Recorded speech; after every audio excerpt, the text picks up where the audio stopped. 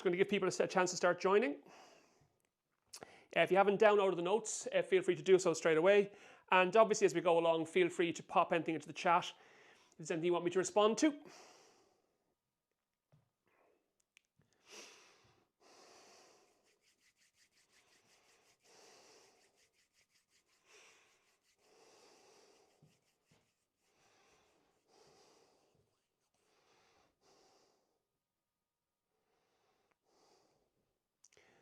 There's a link to the notes there in the chat if you don't already have them. So grab the notes if you need them.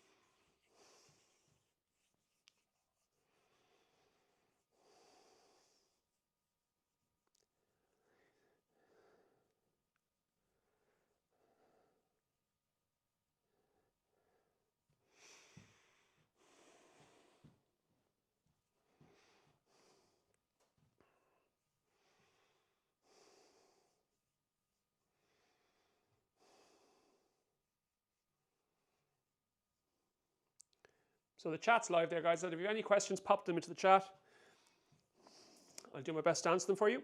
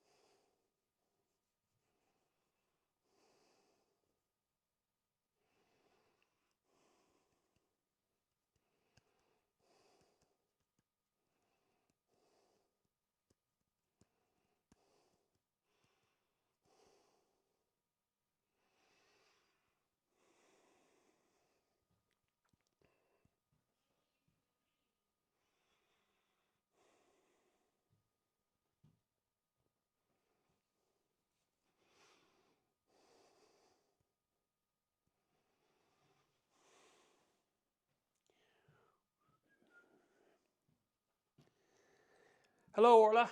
How are you? Hope your English papers went well.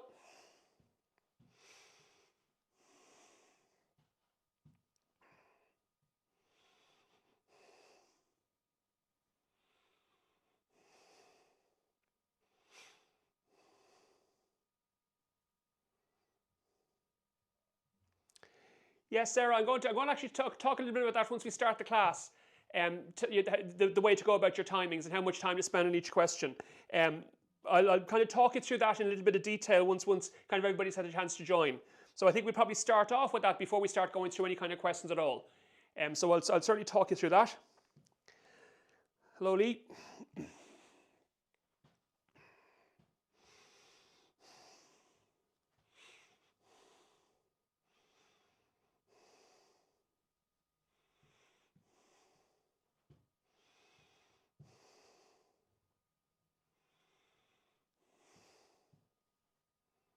That's fine, Sarah. We aim to please.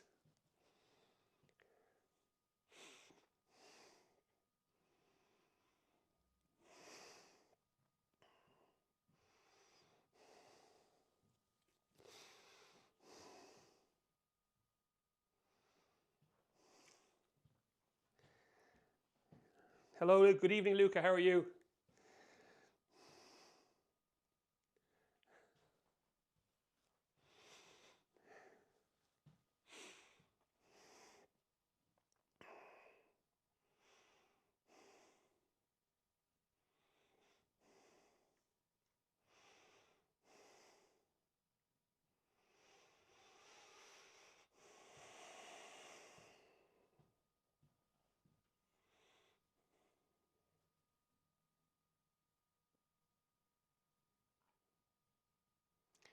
Yeah, Daniel, your second calculator will be any calculator you like. Okay, just as I said, if you want to bring two calculators in there just in case the battery on one goes, it can be the older one. Yes, you don't have to bring two copies of the same calculator. Particularly if some of you got the newer one and there's a few kind of functions I'm not quite so sure how to carry out. I'm a little bit more confident doing with the older one, then by all means, yes. Okay, just remember you can bring in two calculators with you just in the highly unlikely event that the battery goes on one, so you've got a backup, so they don't have to be of the same model, no.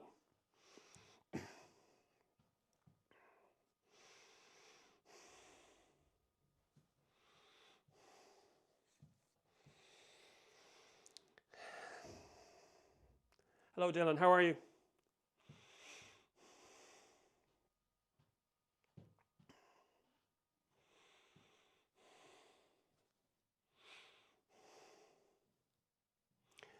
So we're just going to give people a chance to join, guys, before we get started. We get started at 7 as planned. Just if you have any questions while we're waiting, feel free to pop them into the chat. There's a few that I might put off and wait and answer when we start the class officially. No, I don't think so, Lee. No, that's up to you. I would like to think that your calculator will last 5th and 6th year. Just if you had the same, if you got a calculator when you were going into 4th class, and you still have it now, it probably doesn't owe you anything at this stage. So the battery might go. You'll get plenty of warning when the battery's getting ready to go in a calculator. It'll start, the screen will start fading out while you're using it in class. So if that hasn't started happening, then the battery's probably fine. I wouldn't be too worried.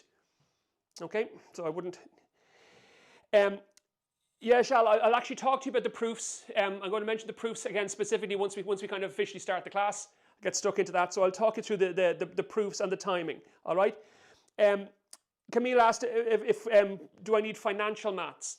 So financial maths, remember that it has appeared in the paper the last 2 years running. I wouldn't be expecting to see it tomorrow. There's no guarantees, remember, that the examiner's going out of his way to avoid patterns.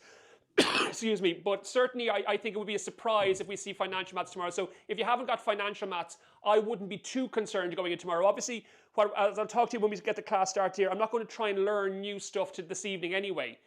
But I don't think you're in a lot of danger if you've left out financial maths. It may be on the paper tomorrow, but I think it's less likely we'll see financial maths. I'll talk to you during the class about what I think we might see in its place. Okay?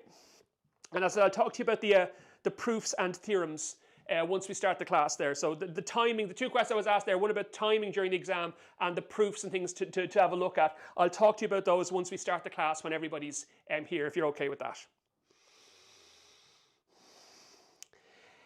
Victoria, again, remember that neither of those have been tested on the main paper, those two constructions, that there are two constructions officially for paper 1. Constructing root 2 and constructing root 3. He's never asked them on the main paper. They wouldn't have appeared on a deferred paper, but he hasn't asked them on the main paper at all. So I don't know that it'll be a catastrophe if you haven't learned those. Okay, again, proofs and constructions are something that people have made their mind up earlier on, how many or how few of them you're going to do. At this stage, if you've got the constructions, that's fine. If you haven't, I wouldn't be too worried about trying to learn them off at this stage. There's no real value in trying to learn something new at this stage, particularly when there's no guarantee it's going to make an appearance on the paper. So I wouldn't be too worried about that.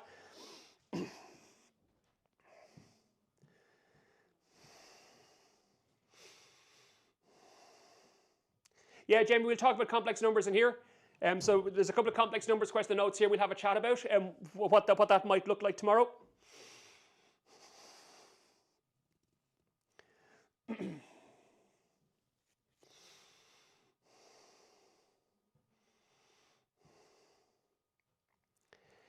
There are 4, Clodagh. There are 4 proofs, required proofs for paper 1. Okay, and I'll talk you through the 4 of them, all right? And we'll kind of see what that one looks like, all right?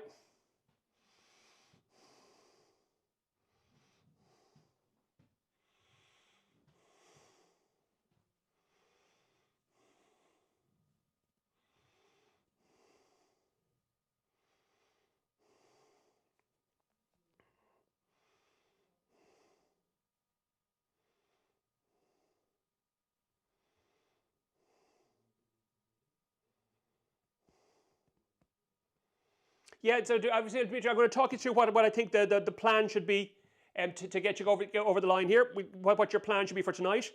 We'll have a look at that once we get the class started. We kind of start now in a couple of minutes. Get kicking off at 7.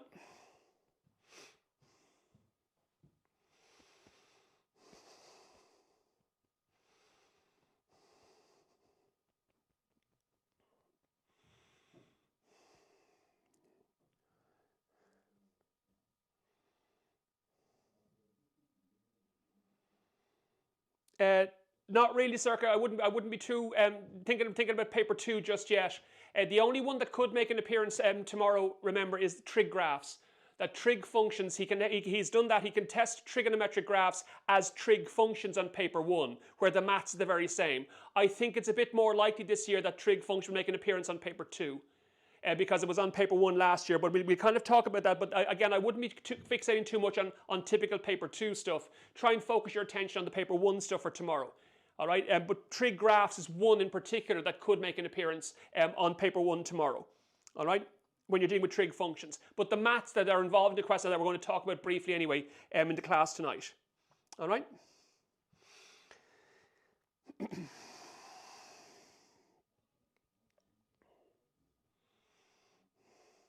So we're coming up on 7 o'clock, guys. We get started now at 7. I don't want to keep you too late this evening. I just want to kind of go through some basics with you here. Just a few things to flag with you. Rather than kind of spending ages working through lots and lots of questions, there's no real value in that. So we'll get started now in a second, and I'll give you kind of a good idea of what you should maybe aiming to do tonight, and then what to do when you get the exam paper tomorrow.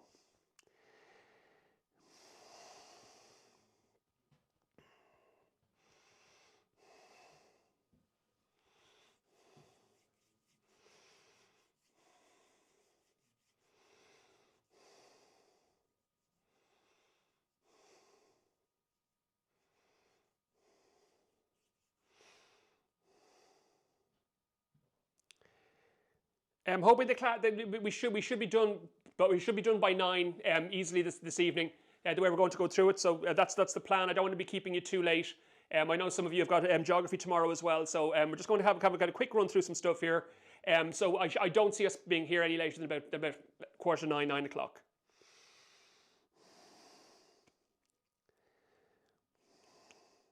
Yeah, Jamie, I will. As I said, once we start the class, I'll kind of talk to you about both of those things. Yeah.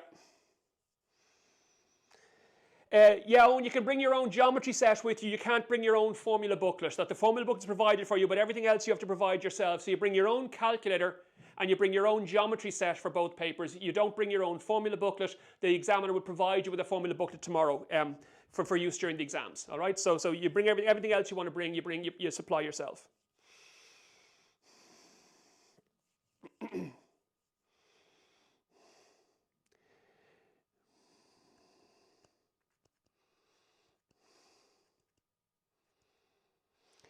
Michael, I'll kind of show you, I'll talk to you briefly about induction now in a moment, all right? Just as I said, what I wouldn't be falling over myself to do this evening is trying to learn new maths. I try to reinforce and nail down what I've already got, but I'll kind of talk to you about that now in a second, all right? And Kira, you can actually drop on the day. You can drop it tomorrow during the exam if you really want to. It's not best practice to drop on the day because you haven't had a chance to practice past exam papers in ordinary, but you can. Okay, it's not too late to drop. You can actually drop tomorrow at 2 o'clock tomorrow if you so choose. Okay, guys, we're up to kind of 7 o'clock there, so I think we'll start thinking about making a start here. So you're all very welcome, whether you're a member of the Grinds 360 platform or not. All right. The plan for this evening, what I'm going to do is just very quickly. Okay, I want to take you through 2 things. What should I be doing this evening? The night before paper 1, which I'm actually going to do with you. And then what should I do tomorrow when I actually get my paper? So at 2 o'clock tomorrow when the paper goes down in front of me, what should my plan be there, all right? Now I will, over the course of the evening, I will be keeping my eye on the chat here. So I will answer your questions as we go along. If you don't mind, because I don't want to be keeping you too late, I don't want to go off on, if you'll forgive the pun, a tangent, answering questions somewhere else. So if somebody asks a question that's not maybe directly related to what I'm dealing with right now, I might kick it down the road and answer it later on, if you don't mind, because I don't want to get sidetracked on questions that have nothing to do with what we're dealing with at the moment, or we'll never get kind of anything done today. But I will kind of, I'll flag these as we go along, all right? The important things to be aware of. So the first thing that I've been asked about a couple of times now in the chat since we started, that I think I'll just begin with, is what will I do when I get my paper put on the desk in front of me tomorrow? What's my approach for answering the higher level maths paper, all right? Both of them. Well, what you should be doing there, remember, you've got 2.5 hours to do the exam. And the conventional wisdom is you've got about 12 minutes to do a short question and about 25 minutes to do a long question. right? Now, realistically, it never pans out that way. Okay, that's not really the way you end up doing the paper, all right? What you should do when you get the paper is read all 10 questions front to back. Read the entire paper. Don't just read the part A of a question.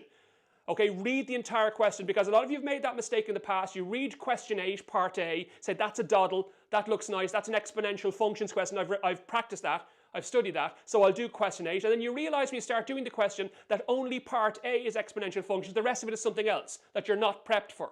All right, so what you want to do is make sure you've read all 10 questions top to bottom, so you know what you're dealing with, and pick the 8 that you think you can answer best. The 5 short questions and 3 long questions that you believe you can answer best, right? And then start answering them in the order in which you're confident in your ability to do so. So whichever question you're most confident you can do, because you know that stuff best, do that question first. Whether it's a short or long question, start off with that one. And then do the one you're next most confident in, whether it's a short or long question.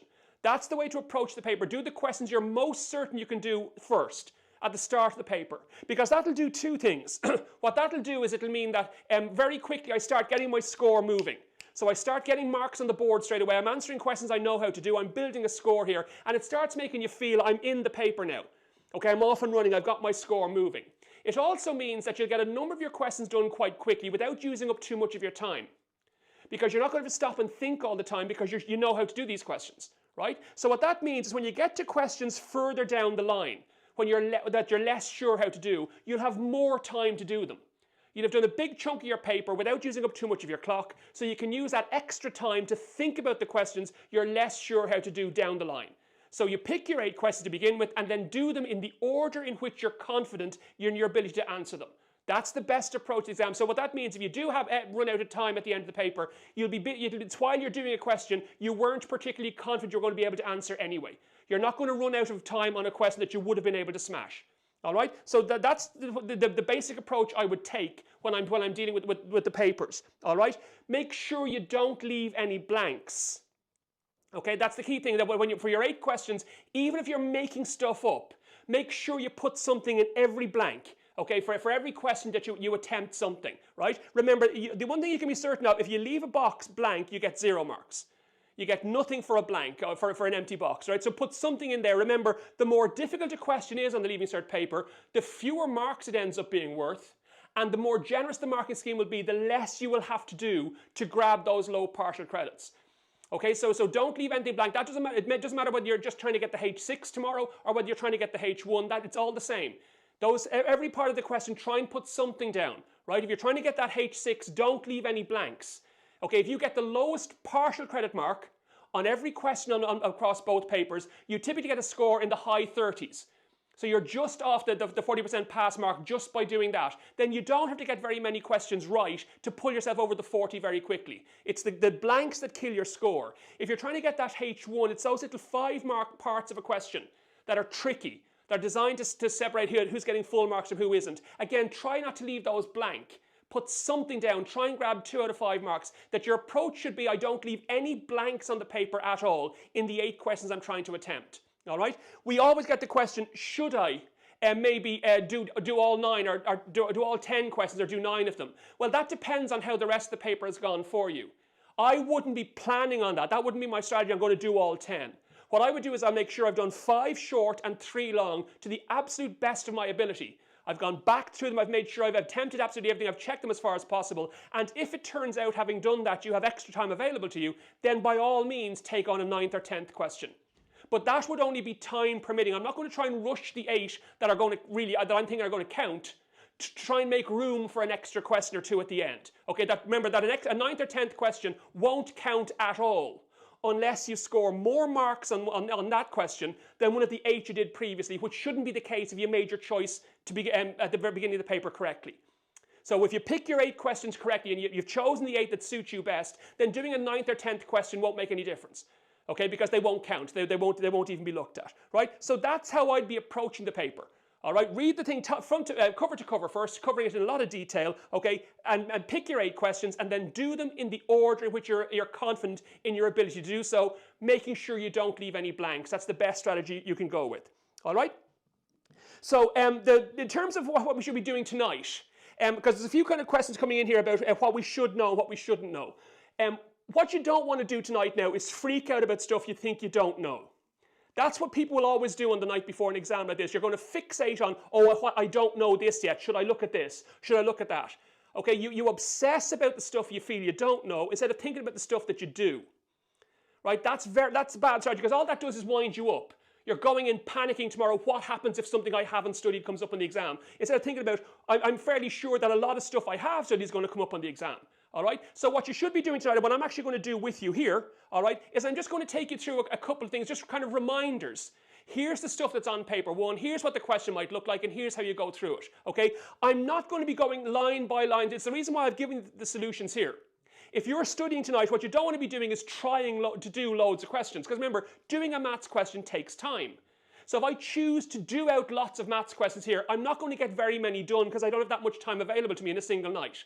So what we're going to do here is just kind of when I see a question here, okay, what are the steps in my head for doing that? So if you're looking through past exam papers, don't try and do the question out. It's going to take too much time. Look at the question like, well, in my head, what are the steps for doing that question? Okay, so I square both sides, and then I solve the quadratic I end up, and then I check my solutions. Okay, I remember how to do one of those. That's what I'm going to do with you here. Take you through all the topics on paper one and remind you, here's what a solution should look like. All right, just to put that back on your radar. That's the best use of your time the night before an exam. All right, so kind of the other questions that are being thrown in here. Okay, we'll have a look about and we'll kind of talk to you about topics and what they might look like as we go along. Okay, so the notes that are provided for you, there's a copy of them there in the chat if you haven't downloaded them already. And you can see what I've got here is I've got sample questions from every topic on paper one, and the solutions are included. Right? So what that means is we don't have to be frantically scribbling down solutions. We can just have a look at the actual questions themselves and what the buzzwords are, okay, and how to go about them. One other thing I just want to point out to you here, all right, is that there's options. For a lot of these questions, there's more than one way to do it. So when you're doing an exam, don't kind of say, look, what's the correct way of doing it? You're not trying to find the correct way, you're trying to find a correct way. And don't be afraid to try a question 2 or 3 times. I don't know why students tend to do that. They attempt a question once and say, I'm not happy with that, and they jog on anyway, all right? If you try a question 2 or 3 times, using a couple of different methods, or using the same method a couple of times because you weren't sure you did it correctly, your examiner will mark every attempt and will give you credit for whichever attempt carries the largest number of marks. Right? So you get to try a question a couple of times, and you'll be credited with the score for whichever one was best. All right? So for example, in the question I'm going to show you here where there's more than one way of doing it, all right? If you kind of say, look, I tried it the first way, I'm not sure I got the right answer, it didn't seem to go well, let me try it a different way. The examiner will mark both of those, and whichever one got the highest number of marks, you get. Okay, so don't be afraid to get stuck in, okay? He's not trying to catch you out here.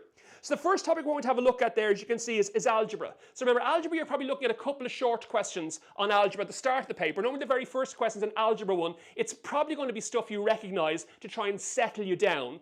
All right, and algebra then will crop up, remember, as part of other questions. I mean, everything you do in maths will involve a bit of algebra. All right, so the first one, so Katie asked something there. If you write outside the box, is that corrected?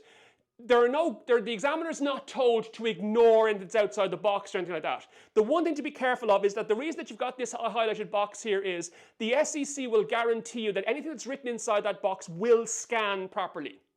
If something's written outside the box, it may not scan well enough for your examiner to read it, and therefore he might not be able to see it, which is why it wouldn't be marked. So the best advice is not to write in the margins. Ask for more paper if you need to, but try to keep everything inside the box simply because that guarantees what you write will be seen. Okay, there are no kind of rules about we can't mark something if it's not in a box. It's just it usually will scan perfectly, but just if it doesn't scan when it's outside the box, the examiner is not under any obligation to try to read it. Okay, that's the key idea. All right. So the first thing there, obviously, with algebra, simultaneous equation. So there's kind of 2 times simultaneous equation question there. The one on page 3, the first one there, the one with 3 variables.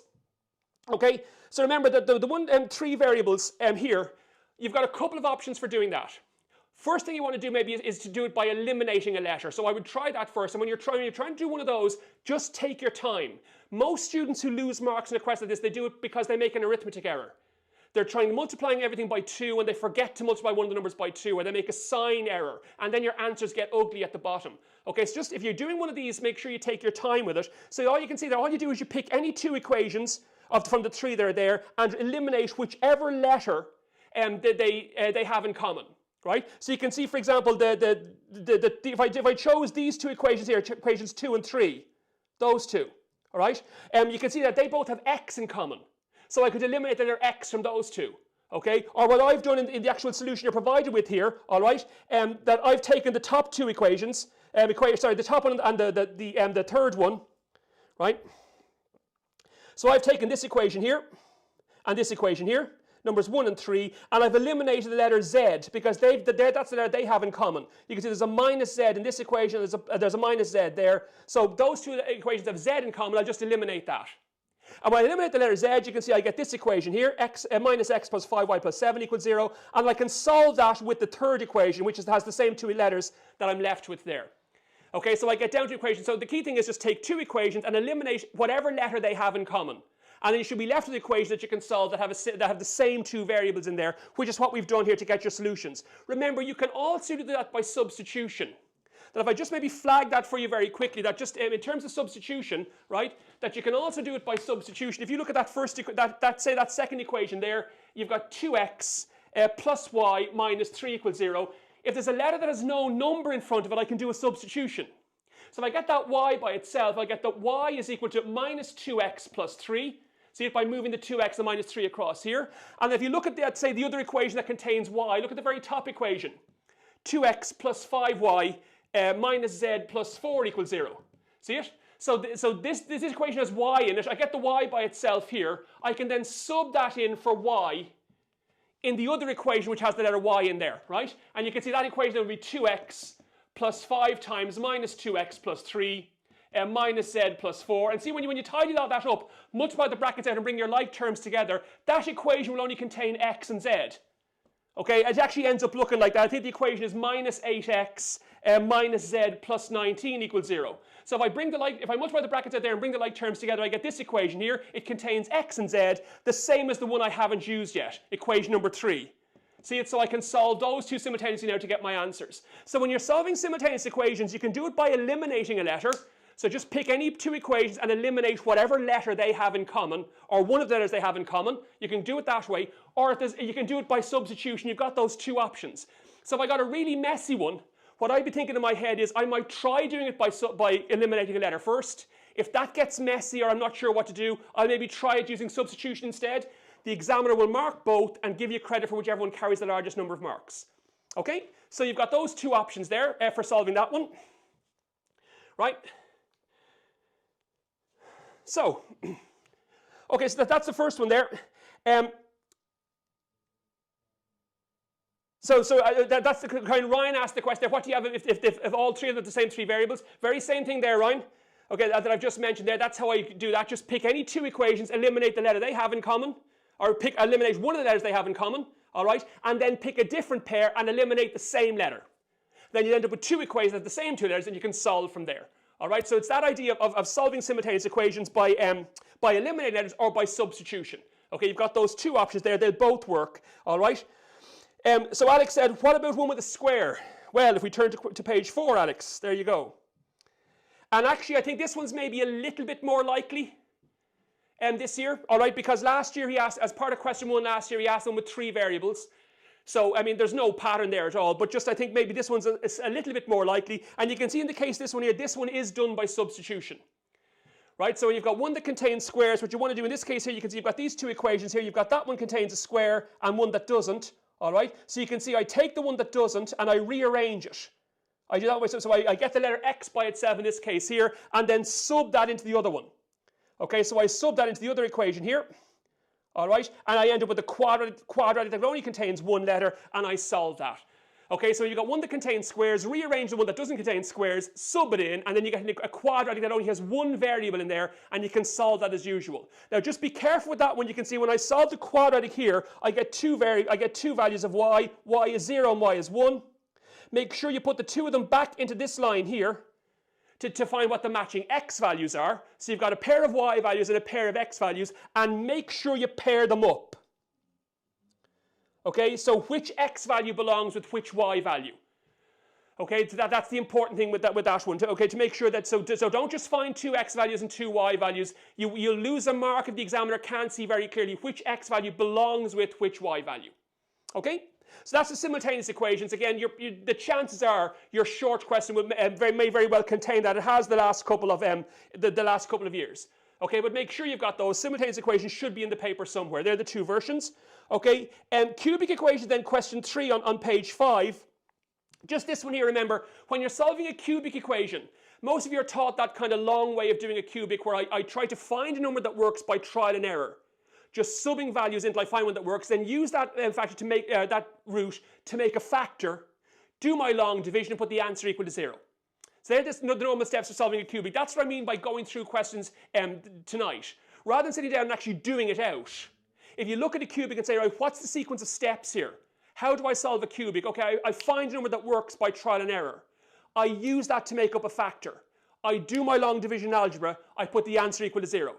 You talk yourself through the solution just to remind yourself, okay, cubics I know how to do. Now in the case of this one here, you can see that we're told to show that x equal to 3/4 is one root of the equation. Right, so what that means, remember, is he wants to know, show that what a root is. So what that means, if you put x equal to 3/4 in here, in for x here, you should get 0. That's what he wants to check. So if you want to, so in order to get this solution going, I need to either find a root by trial and error, or I've got or he's going to give me one like this in the question. So he says, show that 3/4 is a root. We do. You can see I sub into 3/4 and I do get 0. So I'll show him that first. And now I go ahead and I do my question, right? So remember, if x equal to 3/4 is a root, and what you can do, right, what some of you will do there is you say, look, if x equal to 3/4 is a root, I'll bring this across here and say x minus 3/4 equals 0, so that's my factor. So I'll divide that into the left-hand side of my equation to see what answer I get. That's perfectly correct. But the number, the 3/4 there, just makes it a little bit messier. Not quite as messy as you might think, but it's not wrong. That's perfectly fine. All right? So if you do it, that's perfectly fine. But alternatively, remember, you can multiply across by 4 here and say 4x equals 3. Then move the 3 across, you get 4x minus 3 equals 0. So dividing that into the left-hand side or that will give me the correct answer. They're both factors I can work with.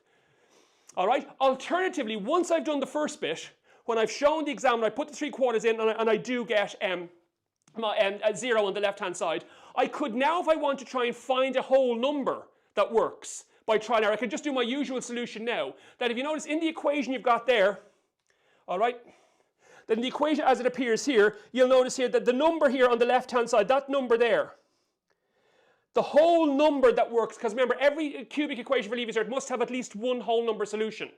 And the whole number you're looking for has to be a factor of that number there. Okay, so it has to be a factor of 3, so I might try plus or minus 1 or plus or minus 3. They're the only numbers that could work. So if I want to find a whole number and do the question that way, you absolutely can. But the key thing is you can find one that works by trial and error. So by trial and error key, all I mean there is just take a number, drop it in for x, and see does it give you 0. So if you drop the number 1 in and try it, it doesn't give you 0. 1 doesn't work. Try minus 1, it does. So if I put minus 1 in for x and then just pop into my calculator, I do get 0. So minus 1 is a root. So that's what I'd have to do if I wasn't given one in the question. I'd have to do that way first, find one by trial and error, then make up my factor the same way, and then do the long division and put your answer equal to 0. Okay, that's how you solve a cubic. Okay, they should be on the paper as often as anything else. Sean, should I bring a math set? I would bring a math set for both papers, yes. Now remember that the construction of root 2 and root 3 are on paper 1. They can be asked there. If you haven't looked at those, you could leave your math set behind, but I tend to bring it anyway. Just in case, if you've done any construction work, if you've studied any construction, so bring your math set just in case. Okay, you'd rather have it and not need it than need it and not have it. So I bring it anyway just to be safe. Okay? So, question 4 then, that's the cubic one. Question 4 then, the factor theorem. Now these ones here are, they're becoming more popular. They've become more popular the last couple of years here. A factor theorem question where you're told something is a factor of something else. That's the buzz phrase I'm looking for here. Something is a factor of something else. Okay? So is a factor of. So one thing is a factor of something else, right? Now what you could do here, remember, is you could use the same idea as I did here, right? So I could use the same idea I used here for that question. I could say, look, that if this is a factor, if as we're told there in the question, right? So x squared minus 2x minus 15. If that's a factor, remember, if you put a factor equal to 0, you get a root. That's the factor theorem. So putting a factor equal to 0 gives you a root, all right? So if I put that equal to 0, you can see that factorizes. I get x minus 5 and x plus 3. So that's going to give me x equals 5 and x equals minus 3. So those two numbers there are roots. If you put a factor equal to 0, you get roots. So what do roots mean? Just like we had in question 3, a root is a number that if you put it in for x, makes the whole thing equal to 0. So if you take your expression then, this guy here, x cubed plus ax squared minus 23x plus b, right, that thing there. If I put the number 5 in here for x, say 5 cubed plus a times 5 squared minus 23 times 5 plus b, that should now equal 0. That's what roots are. So if you put the factor equal to 0 and you get numbers out of these roots, if you put those numbers in here, this equals 0. And you can see if I multiply the brackets out there, I get an equation that contains a and b. It looks like that. It's actually 25a plus b is equal to minus 10. So if I multiply the brackets out here and bring my like terms together, I get that. You can see, again, two variables. I can't solve that equation yet. That's why I've got a second one. If I do the same with the minus 3 here, put minus 3 in here, here, and here, put it equal to 0, I'll get a second equation that contains a and b, and I can solve them simultaneously. So if you get this question here where you're told something is a factor of something else, if putting that factor equal to 0 gives you numbers, roots like this, that's a perfectly good way of doing it. You can see the way I've done it in the notes here is slightly different, okay, and there's a reason for that. Okay, so the way I've done it this way here is said, look, if I take the factor I'm given and multiply it by the other factor, whatever the other factor is, I should get the right-hand side. Now, the reason I'm kind of showing you that method here is that method will work for all kinds of questions. The method we just described there, where putting the factor equal to 0 gives you roots, only works if the roots end up being numbers. So I put the factor equal to 0 and I get numbers, then I can do it that way. And it's quick and easy, it's perfectly fine. But if putting the factor equal to 0 doesn't give you numbers, like for example, if you look at the next question, which we'll get to now in a second, look at part B. See it? Reads the same way. X squared minus x plus p is a factor of. See it? It's is a factor of. So it's the same thing, but this time if I put that factor equal to 0, x squared minus x plus p, because of the p in there, that's not going to give me numbers, so the method I described a moment ago won't work. So instead we kind of use the undetermined coefficients bit here, all right? The undetermined coefficients method here. So what we've got there, okay, for this question, I won't kind of do the whole thing out, but you can see here, if there's the factor I was given, right? If I multiply that by the other factor, whatever the other factor is, I should get my right-hand side. I should get this guy here, x cubed plus ax squared minus 23x plus b, right? Now the only thing if you're going to use this method to get right is, what does that factor begin with? That's the only thing you got to get right here, and it'll start grabbing the partial credit straight away. Remember, if I multiply the first term in this bracket by the first term in that bracket, I should get the first term on the left-hand side. So x squared multiplied by what will give me x cubed? The answer is x. That's going to be an x there. And then the other term in that bracket is just going to be some number. Just call it k. Now that's the key thing. That's the key step in this question here. What does the other factor look like? So just the first term of the other factor is going to be whatever you have to multiply this by to get the first term on your right-hand side. The other term here will just be some number. Just call it k. And then just multiply the excuse me, multiply the brackets out on the left-hand side here. And you can see I've done that in the question. You get x cubed plus kx squared minus 2x squared minus 2kx minus 15x minus 15k, and that's equal to our right-hand side. Okay, that's equal to the right-hand side that was given in the question. X cubed plus ax squared minus 23x plus b, and you can see now because you chose that term correctly, the x cubed terms on both sides match. That means the x squared terms have to match, the x terms have to match, and the constants have to match. So there's my x squared terms there. So what's in front of x squared? K minus 2. And what's in front of x squared on the right-hand side? A. So k minus 2 has to equal a. Okay. What about the x terms? There's the two x terms there. So minus 2k and minus 15. That's what's in front of the x's here. And on this side here, that's going to equal minus 23. Minus 23. And then finally, the constant there, minus 15k, has to equal the constant here has to equal b.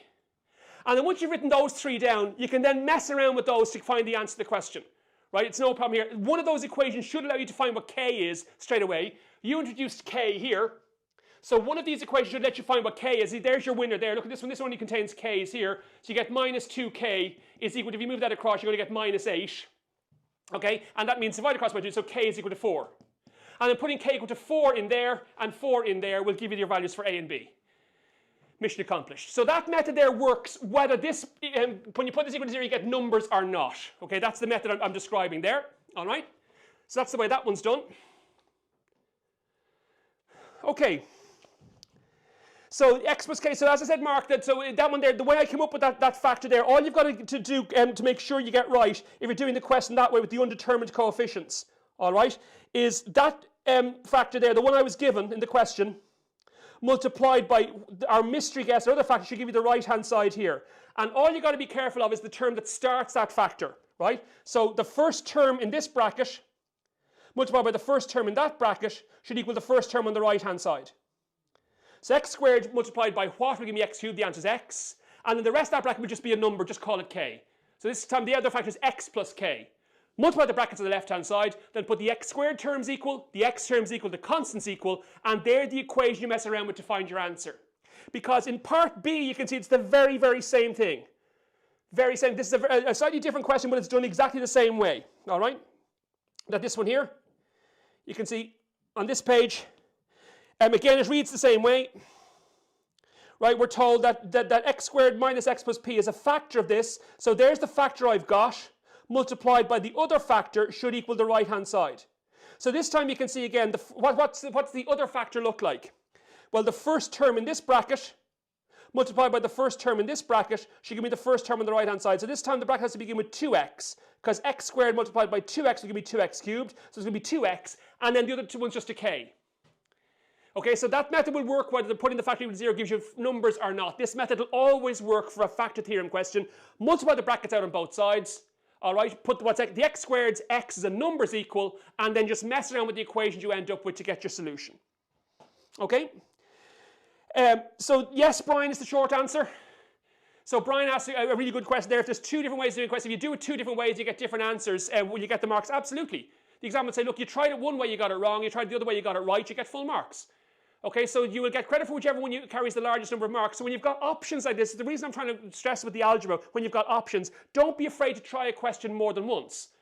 Okay, the examiner will give you marks for whichever one earned the largest number of marks. Okay, yes, Ella is the short answer. You can do the long division, absolutely.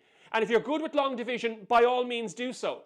Right, when you do the long division, you put the remainder equal to 0. That's a perfectly good solution as well. There's a third option. But now if the long division gets a bit messy, which it sometimes can do, there you've got two other options. I'll try something else. The examiner will give me marks for whichever one carries the largest number of marks. Remember, you know a lot of maths here, guys. That's all we're doing today. I'm not trying to teach you new stuff here, just reminding you of what you already know. Okay, that's the key thing for the night before an exam. Okay? So the next question, then question 5, just when you're dealing with an irrational equation like that, with square roots, there's one thing I want to point out there. Obviously, when you're dealing with square roots, you're going to square both sides. Okay, so if you've got an equation that contains square roots, make sure you square both sides. Okay, so you square both sides, you get this quadratic here, and then solve that, you get your two solutions. The most important thing is, remember, check solutions. So there's two types of equation on paper 1 where you have to check solutions when you find them. Equations that contain square roots and equations that contain logs. Right, so make sure here that you only get the highest part of the mark. If you solve that one there, which is not too hard to do, square both sides. I've got an equation that's quite easy to solve, but you must check solutions. So for equations that have square roots in there, or for equations that contain logs, you need to check your answers. Okay, so that's the way to go about that one there. All right, just check both answers. Just pop them back into the equation, and just when you're checking the solutions, just take positive square roots only.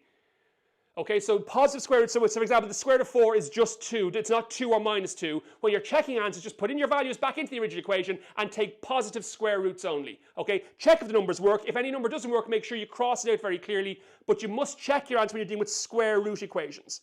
Okay? So the next one then, so the part B of that question, same idea, just notice in the case of that one there, it's actually necessary to square twice. So a lot of people think they've done it wrong here. So you can see in this case, because I've got two separate square roots and a number, right? When I square this, the left-hand side here, I get rid of the square root altogether. That's no problem at all. But when I square that right-hand side there, I'm just going to get root x minus 2 plus 2 multiplied by the same thing. Remember, just multiply that like a bracket, old school, plus 2. Right? When you multiply these two together, squaring a square root, you get x minus 2. But when you multiply those two together, you're going to get 2 times root x minus 2. Okay? And when you multiply these two together, you're going to get another 2 times root x minus 2. And then 2 by 2 is 4. So you can see you're going to end up with square roots still left in there. Right? So when you like that, which means I'm going to have to square again. So once I've got that, just get the square that's left by itself on one side and square a second time. So when you're dealing with square roots, the two things to watch out for there is it might be necessary to square twice. Right? It normally isn't. He's never asked one of that, but it is on the course. All right? And when you're dealing with square roots, make sure you check your solutions. You won't get full marks if you don't. Okay? Keane, I would just show him what I did there. You don't have to kind of write it in 4 lines like that. I would just show putting the number in for the letter x and that it does equal the right-hand side and tick. So I just show him I checked it like that just to make sure he's clear. It's more important when there's a number that doesn't work.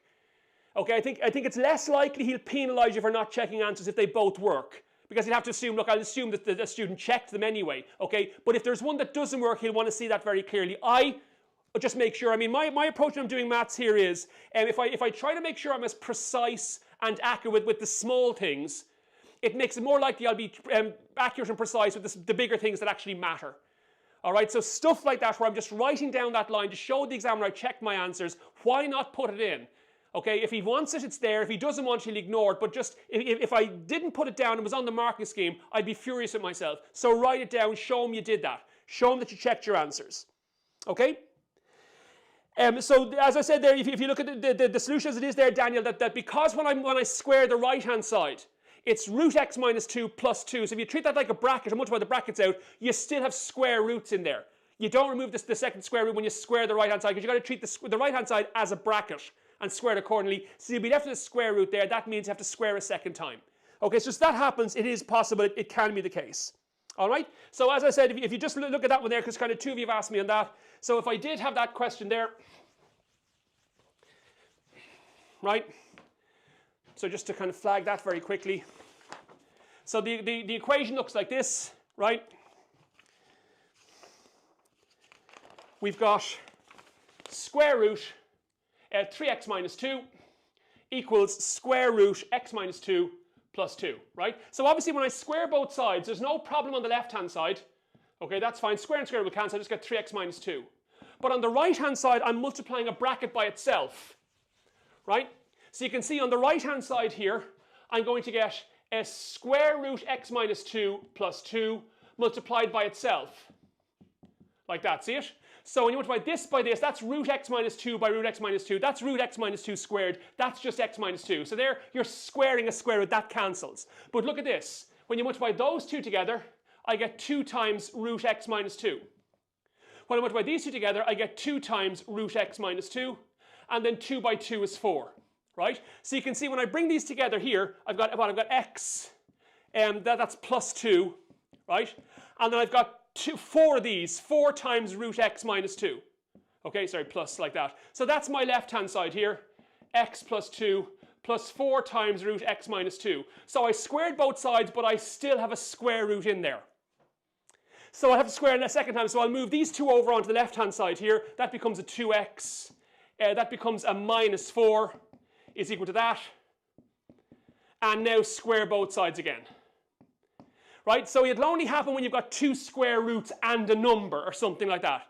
Okay, then it might be necessary to square both sides. The only reason I'm flagging that one is if you still have a square root in there, you haven't necessarily done something wrong. It just means square a second time, and then as usual, check your solutions. Okay? I'm hoping that makes sense. So squaring a surd, remember, when you square a square root, the square root sign just disappears. Okay, so square root by square root, the square root disappears. Okay, you're multiplying a number by itself. Right, very quickly then, question 6. That's an easy enough one. Okay, a modulus equation. Remember, the quick and easy way to solve a modulus equation is just put whatever's inside the bracket here equal to plus the right hand side. So put 2x minus 5 equal to plus 9. And put what's inside the modulus symbol, 2x minus 5 equal to minus this side equal to minus 9, and solve the two equations you end up with. So take whatever's inside the modulus symbol and put equal to plus and minus the right hand side. That's a quick and easy way of doing that one. If it's a little bit trickier, or if it doesn't work that easily, square both sides. So in that case, if you want to square both sides, if I take the left-hand side, okay, and say, look, 2x minus 5, the modulus squared equals 9 squared. Remember, the modulus symbol means if you get a negative answer, drop the minus sign. But when you square something, you can't possibly get a negative answer.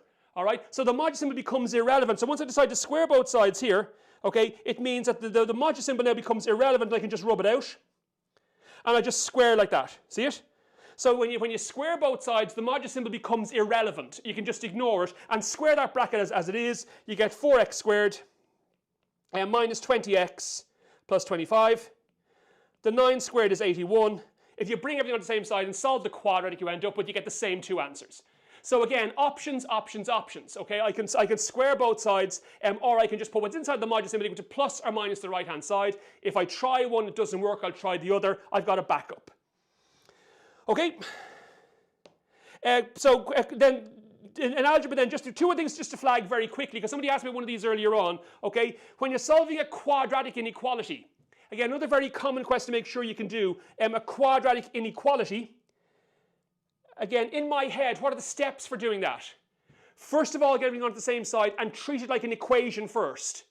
So if I bring everything on the same side, I'll get x squared. You can see I get x squared minus 6x minus 16 is less than 0. And then change that to an equal sign and just solve the equation as you normally would to get these two critical values here. And remember, the solutions to your inequality then, it's either the numbers that are in between those two on the number line or the numbers that are not. Right? So when the two solutions I get there are minus 2 and 8, okay, what that means is that there's the two numbers, there's minus 2 and 8. The solutions to my inequality, it's either all of those numbers in there, the numbers that are between minus 2 and 8 on the number line, or it's the numbers that aren't. It's everything below minus 2 there and everything above 8. All you got to do to get full marks is check which of those two is correct. And the easy way to do that is by testing a value. And I would normally test 0 because it's just as easy to work with 0. Because when you put 0 into the original inequality, any terms with an x in there will just vanish. Just saves me time, right? So see where 0 is? 0 is in here, it's in between them. So if I put 0 into the original inequality and it works, in other words, it makes the statement true, then that means 0 works, so all the other numbers where 0 lives will work as well. So if 0 works, it means all the numbers in here will work, and that's your solution set. If 0 doesn't work, it means none of the numbers in here will work, and that's your solution set. So just test a value, and then all the other numbers in the same part of the number line will behave the same way 0 does. So treat it like an equation, solve that to find the critical values, and then just check, are the numbers you're looking for, your answers, the numbers that lie between those two values are not between those two values on the number line. And you can do that easily by testing a value. Test 0 if you can. The only time I wouldn't test 0 is if 0 is one of the two critical values, in which case pick a different number. All right, but other than that, I'd test 0. And remember, if 0 was down here, and 0 works, it means all the numbers down here will work. That's your solution set. If 0 doesn't work, then none of the numbers out here will work, and that's your solution set. So you can do it by testing a value. It's the quickest way, I think, of doing that. All right? Right. Yes, Jack, 100% you can do it by sketching the graph. As I'm talking about options as well, draw the shape of the graph there and see is the graph above or below the number line. That's a perfectly good way of doing it as well. Entirely full mark answer. Remember, there's always multiple ways of doing this here. That's perfectly fine. All right? Victoria, how do you know which is the bigger side of the inequality? Remember, the crocodile eats the bigger number.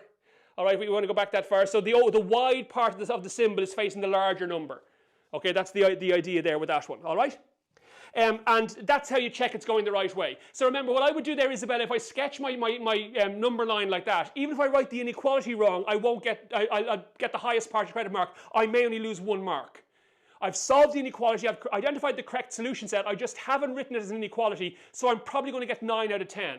But it's just better that if you kind of say, I'm always worried I have my crocodile pointed the right direction. I apologize, I can see the kind of the iPad screen glitching a bit here. All right, I'll use as little as I can. All right, but just make sure that the wider part of your inequality is facing the bigger number. That's the idea. Okay, yes, Dylan, we'll get to a binomial one now in a second. all right? And yes, I'm going through all the paper, but I'm just going to kind of hit the base with everything here. And when you're dealing with a quadratic inequality that looks like this in fraction form, the one thing to be careful of here is don't just multiply both sides by the denominator x minus 1, because that could be negative. All right, remember, when you're solving inequalities, you multiply everything on both sides. If you multiply everything on both sides by a negative number, the inequality sign flips direction, right? And if I just took that fraction there, okay, in this one, if I said, sorry, so if I said, look, I've got x plus 2 by x minus 1, all right, is less than or equal to 2. If I just multiply this side by x minus 1, and that side by x minus 1, you kind of say, look, well, the x minus 1's left hand side just cancel, okay? There's two problems with that. First of all, if in that case there, if I cancel those like that, x minus 1 could be negative. So I may have multiplied both sides by a negative number, which means the sign may have flipped. I don't know. I've no way of knowing that, right? So that's why there's a mathematical problem. So what I should do, remember, to solve the equation you can see there is you multiply both sides by x minus 1 squared. So if you've got a quadratic inequality, right, where it's in fraction form, okay, when you multiply both sides by the denominator squared. When you're dealing with inequalities, make sure when you multiply both sides by something, you know for sure it's positive or you know for sure it's negative. Okay, that's the key idea there, so you know what happens to sign. Otherwise, we'll square it like this. The other problem with leaving out the square is, if you just cancel the x minus 1's, you've made the question much easier. Because now you've got an inequality that just contains x, it doesn't contain x squared. So what that means is you'll get nothing but the low partial credit. You made a mistake which simplifies the question, so you're going to get the low partial. Okay? So when you're dealing with inequalities like that, make sure you multiply both sides by x minus 1 squared, the denominator squared, and then just treat it like a normal inequality like the one I did in the previous page. Okay, so just keep your eyes on the quadratic inequalities for sure. Now here's what kind of a few people asked about a binomial one. So the binomial one here, dealing with the binomial theorem. Remember, he hasn't asked the binomial theorem on the main paper yet. He did ask one on a deferred paper, and it was on a lot of the mock papers this year, but it hasn't been on the main paper yet. All right? So if you're doing a binomial expansion, remember that you can see that 3x plus y to the power of 3. All right? Just to remind you, I'm not going to do the whole thing out there, but just in terms of setting up a full binomial expansion, if it's 3x plus y, all right, to the power of 3, remember, the number of terms in your answer will be one more than that. So if the power is 3, there'll be 4 terms in my answer. If the power was 7, there'd be 8 terms in my answer. And every term in my answer will look like this. You'll have those long, thin brackets with the 3 on top, right?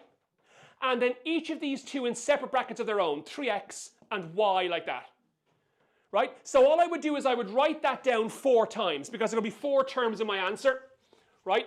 So all 4 terms will look like that. So you're going to have long, thin brackets, 3 like that, then 3x and y that way. Same here, 3, and then 3x and y that way. And then one more time with feeling. Okay, 3 and 3x and y like that. So every term will look like that. Long, thin brackets with the power number on top. And then each of these two guys in separate brackets of their own. And then all the changes are the powers. So in term number 1, you get zeros at either end. All right? And that goes up by 1 each time. So here they'll both be 1s. Then here they'll be 2s. And then here they'll be 3s. And then finally, remember, the 2 powers, these 2 powers here, have to add up to 3 every time. So 0 plus 3 will give me 3. 1 plus 2 will give me 3. 2 plus 1 will give me 3. And 3 plus 0 will give me 3. And I can just work those out. So remember, these are done with the NCR button on your calculator. You can just work out what these are. Just remember when you cube 3x, cube the 3 and cube the x. So 3c0 is 1 using your calculator. That's going to be 27x cubed, not 3x cubed. And then y to the power of 0, remember, anything to the power of 0 is 1. And so on. The same for that one there, same for that one there, same for that one there. And then just on the bottom line, multiply each group of 3 together. That's how you do a binomial expansion. All right, so it's in your formula booklet on the same page as the minus b formula, but it's written in slightly more difficult language. Okay, so it's a little bit harder to work with, all right? So that's how we do a binomial expansion, all right? That one there, right? And then you can see, if you look at part B then, find the coefficient of x squared, the expansion of that one.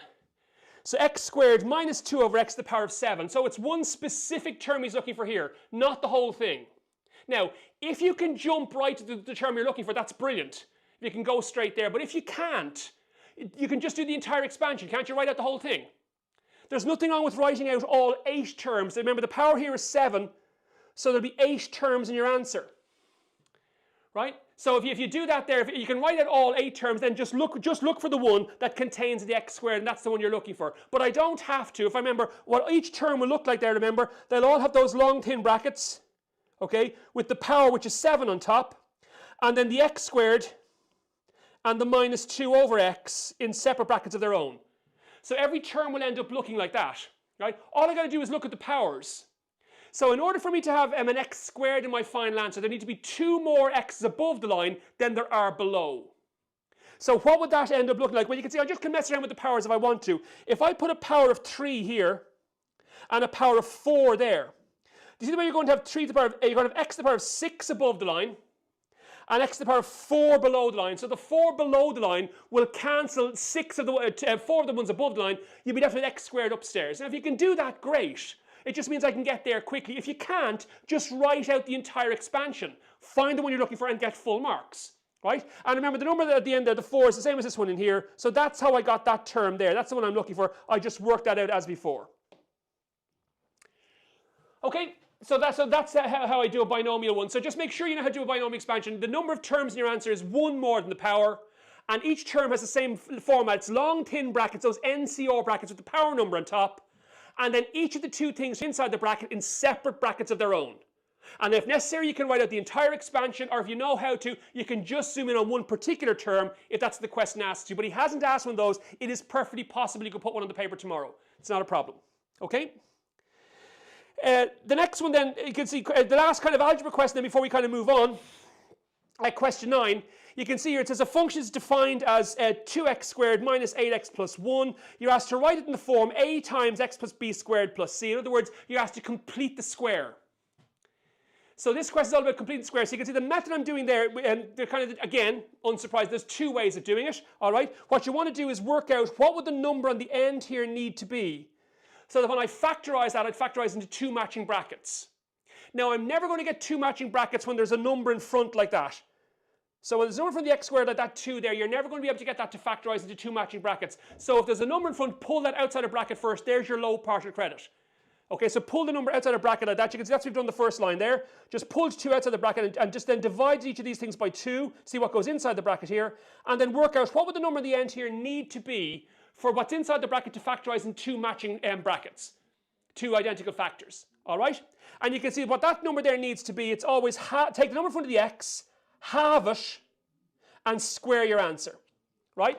So in the case of that one there, where it's 2x squared minus 8x plus 1, pull the 2 outside the bracket here, divide that by 2, I get x squared, divide that by 2, I get minus 4x, and divide that by 2, I get a half, right? So pull the 2 outside the bracket like that for partial credit. And then the reason that this here doesn't factorize into 2 matching brackets is because that number there is wrong. So work out what that number should be, take that number there and halve it, you get minus 2, and then square your answer, you get plus 4. Okay, that's where that plus 4 is coming from. All right, so it's the number 4 will make that into a perfect square. Okay. So what I do now is I just take that bracket there. So 2 times x squared minus 4x. Put in the plus 4. That'll make a perfect square. But then take it away again. I've still got the plus a half. So remember, if you add 4 and then take it away again, you haven't changed what's inside the bracket at all. All right, so I haven't changed anything here, but now those 2 will factorize into 2 matching brackets. That'll give you x minus 2 by x minus 2. There's your perfect square. And then add those 2 numbers together there, you get minus 7 over 2, right? And when you multiply that back in, there's your x minus 2 squared multiplied by 2. So multiply that by 2, and then 2 times this gives you minus 7. There's your answer. Okay, that's how you complete the square. And remember, the reason we learn to complete the square is what part B is asking you there. Write down the turning point of the graph, the minimum point. Now, there's an important word there. He said hence. So you guys probably know, getting ready for paper 1, that if I wanted to find the turning point of that thing there, I could do it using calculus. I could find the derivative and put it equal to 0. If I do it that way, I'll get nothing, because he used the word hence. So hence means using what you just did. So remember, when you complete the square, when you write a function like this, if you put that bracket equal to 0, x minus 2 equal to 0 means x equals 2. So put that bracket equal to 0, you get x minus 2 equals 0, which means x equals 2. That's the x coordinate of your turning point. And that number there exactly is the y coordinate. So the turning point there is 2 minus 7. And anytime he's asked completing the square on paper 1 in the past, he has always asked that. So having completed the square, do you know what the benefit of completing the square is? You can write down the turning point without resorting to calculus. But when you use the word hence, you must use what you just did. So if you do it there by calculus, you won't get the marks at all. Again, he hasn't asked that in a while. So the binomial theorem and completing the square, just the last little bits of algebra I wanted to show you, just in case he puts them back on the paper tomorrow. Okay? So Anna asked there, how do you know? So Anna said, how do you know it's a minimum point? It doesn't matter. Okay, that if this is a calculus question, I would check what sort of turning point is. He just said that to write down the minimum point there. I don't need to check, because the only way to check is to use calculus. And remember, if I use calculus here, I won't get the marks. All right. So that's part 2. All right. So if you look at part 10 or question 10, then the next question. All right. Just a quick bit there on logs and indices. Okay, just the way to work with logs and indices. That when you're dealing with these questions here, these ones are quite tricky if they come up as short questions on the paper. When you're trying to solve an equation that contains powers or solve an equation that contains logs. The key thing here is to be able to use the rules of logs and the rules of indices. That's what we're really pushing here, the rules of logs and indices here. So in my head, if I've got one of these questions here, I'm not expecting to get full marks, because this question is a little bit too tricky for that. Okay, so the question now is, can I try to maximize my score? Okay, can I try to get my score moving here a little bit? All right, so what I want to do is try and use the rules of indices to combine stuff, to make stuff a little bit better. Okay, in this equation here, right? So as you can see there, you've got 6 to the power of 2x plus 1 minus 6 to the power of x plus 6 to the power of 1 equals 6 to the power of 2 plus x. Okay, I'm hoping maybe that the screen there will glitch a little less. All right. But if you look at that one there, to use the rules here on the left-hand side, this is kind of marked as a hard question here. So what I'll be trying to do here is make sure I don't get 0. Try and maximize my score if at all possible. All right. So the key thing to look at here is that this is going to be a quadratic equation. I just need to be able to check that, or to get that far, right? So remember, you've got this rule of indices here. You've got one question here where you've got 6 to the power. If I've got 6 to the power of 2x like that, I can write that as 6 to the power of x all squared. So you've got that rule of indices that tells you a number to one power raised to another power, you just multiply the powers together, right? That's that rule of indices there. And the rules of indices are all on page 21, right? No, you don't, James. Absolutely not. You don't have to write down the rules you're using at all. Just use them correctly and it'll give you the marks for that. Okay, so there's no requirement you write out the rules you're using. That's not necessary. Okay, don't worry about that at all, okay? Just make sure you can use them yourself, all right? So I can write 6 to the power of 2x as 6 to the power of x all squared, right? The plus 1 then, remember, if you've got 6 to the power of 2x plus 1, you're going to use this rule of indices here, which is also on page 21. They're all on page 21, all right? To say that could be written as 6 to the power of 2x, okay, multiplied by 6 to the power of 1. So it's just 6 to the power of this multiplied by 6 to the power of that. Now those rules those 3 rules on page 21, people aren't great with those. So if you kind of feel I'm not great with those, don't worry about that. Don't let that stop you at least trying the question. See if you can kind of simplify it at all. If you can, he'll be very generous with the marking scheme. So you can see I can write that as 6 times 6 to the power of 2x. And then this is just 6 to the power of x squared as we had a moment ago. So that's what the first term becomes. So you can see I can rewrite it that way. The 6 to the power of 2x plus 1 becomes 6 to the power of x. 6 times 6 to the power of x all squared. That's not easy.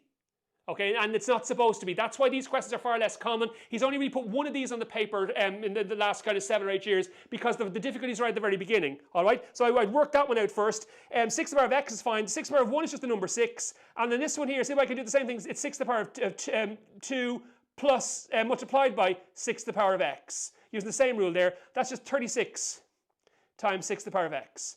And once you've done that, you got as far as this line here. You've used your rules of indices. Now you can bring all the indices together, replace them with a letter, and you end up with a quadratic to solve. Now that's the reason why these questions are very hard. So if you get one like that tomorrow, I wouldn't panic completely. I'd say, look, okay, people are going to find this one difficult, right? Most people are not going to be able to finish this.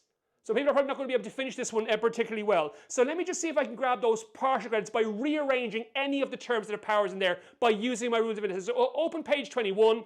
See if you can use any of the rules on page 21, the left-hand side of page 21, to simplify any of those terms there. If you can, he'll be throwing marks at you like confetti at a wedding. And you never know, you might get down to a point where you can solve the quadratic, but the last couple of steps will be very easy. The quadratic part will be very straightforward. Okay? So no, your calculator won't do that for you at all. Okay, your calculator won't do that. And somebody asked, so David asked there, can you use Pascal's triangle to get the binomial coefficients? 100%, David, yes you can. As I always got options. If you want to find 3C0 and 3C1, if you want to use that row of Pascal's triangle, 100%, the examiner will give you full marks for that. That's perfectly fine. Okay?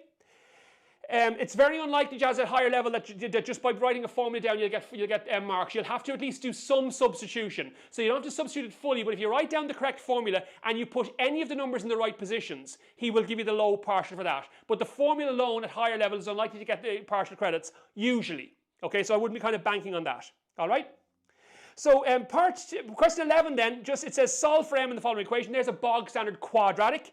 No problem with that one at all. Just solve the quadratic equation you end up with there. All right? And you can use your minus b formula, or you can solve it by brackets, if it'll do so. And then part 2, you get this log equation. Now you can see that's the same as the one we just did. That's a log equation.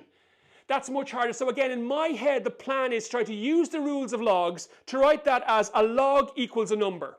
So bring all the logs together on one side and try to use the rules of logs to mash them together as best you can. Any attempt to do that will get your partial credits. That's the key idea here. I don't mind if I don't get full marks. That's why this question's laid out the way it is. Part 1, solve the quadratic, easy. There's 5 marks. Everybody will get those 5 marks, right? Now we get to part 2 and the difficulty lands. So if I can't get the first part doing, at least I've got 5 marks in the bag for this question already. And if I make any attempt at all to bring the logs together using the rules of logs, I'll get my partial credits there, and then suddenly that's not a terrible score anymore. So you can see if you use the rules of logs, the key thing to point out here is, you can see that we've got different bases. You've got log to the base 3 here and log to the base n there. The bases don't match. So what I've got to try and do is I've got to try and get the base to match. That means using the change of base rule. Now he has asked the change of base rule relatively recently, all right? Make sure you can do that. To get the change of base rule, what you want to do is whatever base you want to end up with, put that above and below. So if I want to, because see the first term here contains a log to the base 3, I want to turn the other one into a log to the base 3 as well, right? So if I go with log to the base 3, on the left-hand side, and the right-hand side. Okay, so log to the base 3 like that in both cases, right? And then whatever's down low and what I'm changing here, the n goes below the line here, and whatever's up high and what I'm changing goes above the line here. That's how you change the base. Right, so if you're trying to change a base, what you're going to do is put the log you want to end up with above and below the line, and whatever's down low and what you're changing goes below the line, and whatever you're up high and what you're changing goes above the line. That's a big step forward. That's a big chunk of the marks. All right. No, there's no reason at all, Thomas. I just like A's. No reason I choose letter A. You pick your own favorite letter. All right. There's no problem there. And that's the only reason I chose that. All right. So that's how you, Katya, that's how you do the change of base. All right. So see it. So again, because in this particular question here, the first one there is a log to the base 3. And this one's a log to the base n, so I can't use my rules of logs to combine these when the bases are different. So let me turn that log to the base n into a log to the base 3. I could turn the log to the base 3 into a log to the base n, but that's just going to introduce more letters and make the question more complicated. It's not wrong, it's just more complicated, right? So to do that, remember, if I want to make this into a log to the base 3, just write a fraction with the log to the base 3 you're trying to end up with above and below the line like that. And whatever's down low and what you're changing goes down low here. And whatever's up high and what you're changing goes up high here. Now they're all logs to the base 3. Now I can start using my rules of logs to simplify them, tidy it all up. Okay? So that's the logs. Thank you, Jesse. I'm assuming that was the essay about huge disappointments. I've been hearing that my entire life. Thank you. All right. So that's how you change the base. And then again, when you get down and bring all the logs together and remove the logs, you end up with the same quadratic equation to end up with. So you can see once I combine all the logs here and get down to that line there, if I take that log there, log to the base 3 of n, log to the base 3 of n, again now I just replace that with my favorite letter. So when you're dealing with these kind of messy exponential equations or messy log equations, try and get down to where I've got the same exponent, 6 to the power of x, or the same log to the base 3 of n in all the terms, then take those out, put your favorite letter, Thomas, I just chose A, in their place, and that will give you a quadratic you end up solving. And once you solve the quadratic, then take the a's back out, put the log exponent back in again, and finish the question you end up with. Now that's how you do those. They are very difficult, and if you get one tomorrow, it will be a tricky question. They usually are. But just don't let it break your spirit. Let's say, look, let me get the best marks I can here. Let me show the examiner my plan. Check that the bases match. If they don't, change the base like I did there. then any attempt at all to use the rules of logs to put all the logs together on one side of the equal sign will be very generously rewarded by the marking scheme. And you never know, it might be easy, you might see the quadratic and solve it from there. But once you've brought all the logs together, remove the log you can see, put your favorite letter in its place, and you get a quadratic you can solve to get the bulk of the marks. Okay, that's how those questions fit together. Okay? Absolutely not, Haley. It's up to you. Change them to whatever base you like. Just, obviously, I wouldn't change the base n here because I'm introducing another letter. So I prefer not to do that, but it's not wrong. It'll just make life a little bit more difficult for you. Okay, so it doesn't make any difference which one you square. Right? So, question 12 then, just kind of bring us up. We'll take a little break in a moment or two, just when I finish these two questions here, just to kind of give you a chance to change your batteries, give me a chance to change mine, the camera batteries here. All right? Then if you look at question 12 then, these are exponential functions. Now remember, on paper 1, your long questions are usually at least 1, 2, sometimes 3 applications of functions. Right? And the 4 types of function you can examine: cubic ones, exponential ones, log functions, and trig functions. They're the 4 types of function that could make up long questions on your paper tomorrow, right? Now, he asked an exponential one as part of question 7 last year. It wasn't a full question, but as part of question 7 last year, he asked an exponential one. He asked a trigonometric one as part of question 8 last year, all right? And he asked a cubic one in question 8 last year. So he tested those 3 last year. So it's possible this year you might get a log function, like question 13 I'm going to show you now in a second, okay? But exponential functions are always likely as well. So these 3 exponential functions and log functions, just make sure you can deal with both of those, okay? And they're the key ones to be clear on, right? So this question here, the one on page 18, question 12, right? This is an exponential function. Right? And it says the change in population of an animal over time can be roughly modeled by the following function. N of t is equal to 17 times e to the power of 0.75t, where t is a real number and it's greater than or equal to 0, where n of t represents the population. So n of t, the letter n represents the number of animals, or whatever the population is. The number of living things here. Okay, and t is time in months. So it's t months after the observation began. Okay, that's the idea, so those 2 there. So the first part of the question then, just easy enough, sub a value in for t. So it says find the population 15 months. See the way, because that's 15 months, the units there are months, that's a value for t. So in my formula, n is the number of animals, t is the time in months, so that's a value for t. Just sub in 15, pop it into your calculator, and you get an answer around about 360. I would round that to the nearest whole number, because remember it's a population, so it's a number of living things, and you can't have a decimal there. I'd be very surprised if he penalises that, because he didn't tell you to round to the nearest whole number, but I always would, if I'm dealing with a population, okay, you can't have 0.2 of an animal, so I would always round that to the nearest whole number. It makes more sense to me, but if he hasn't given you guidance, he probably won't penalise that if you left that as a decimal. Okay, but just sub the value in, and you get your answer. I'll show you that now, Hezron, because we're question 12 here. This is an exponential function because it contains where the letter is part of a power.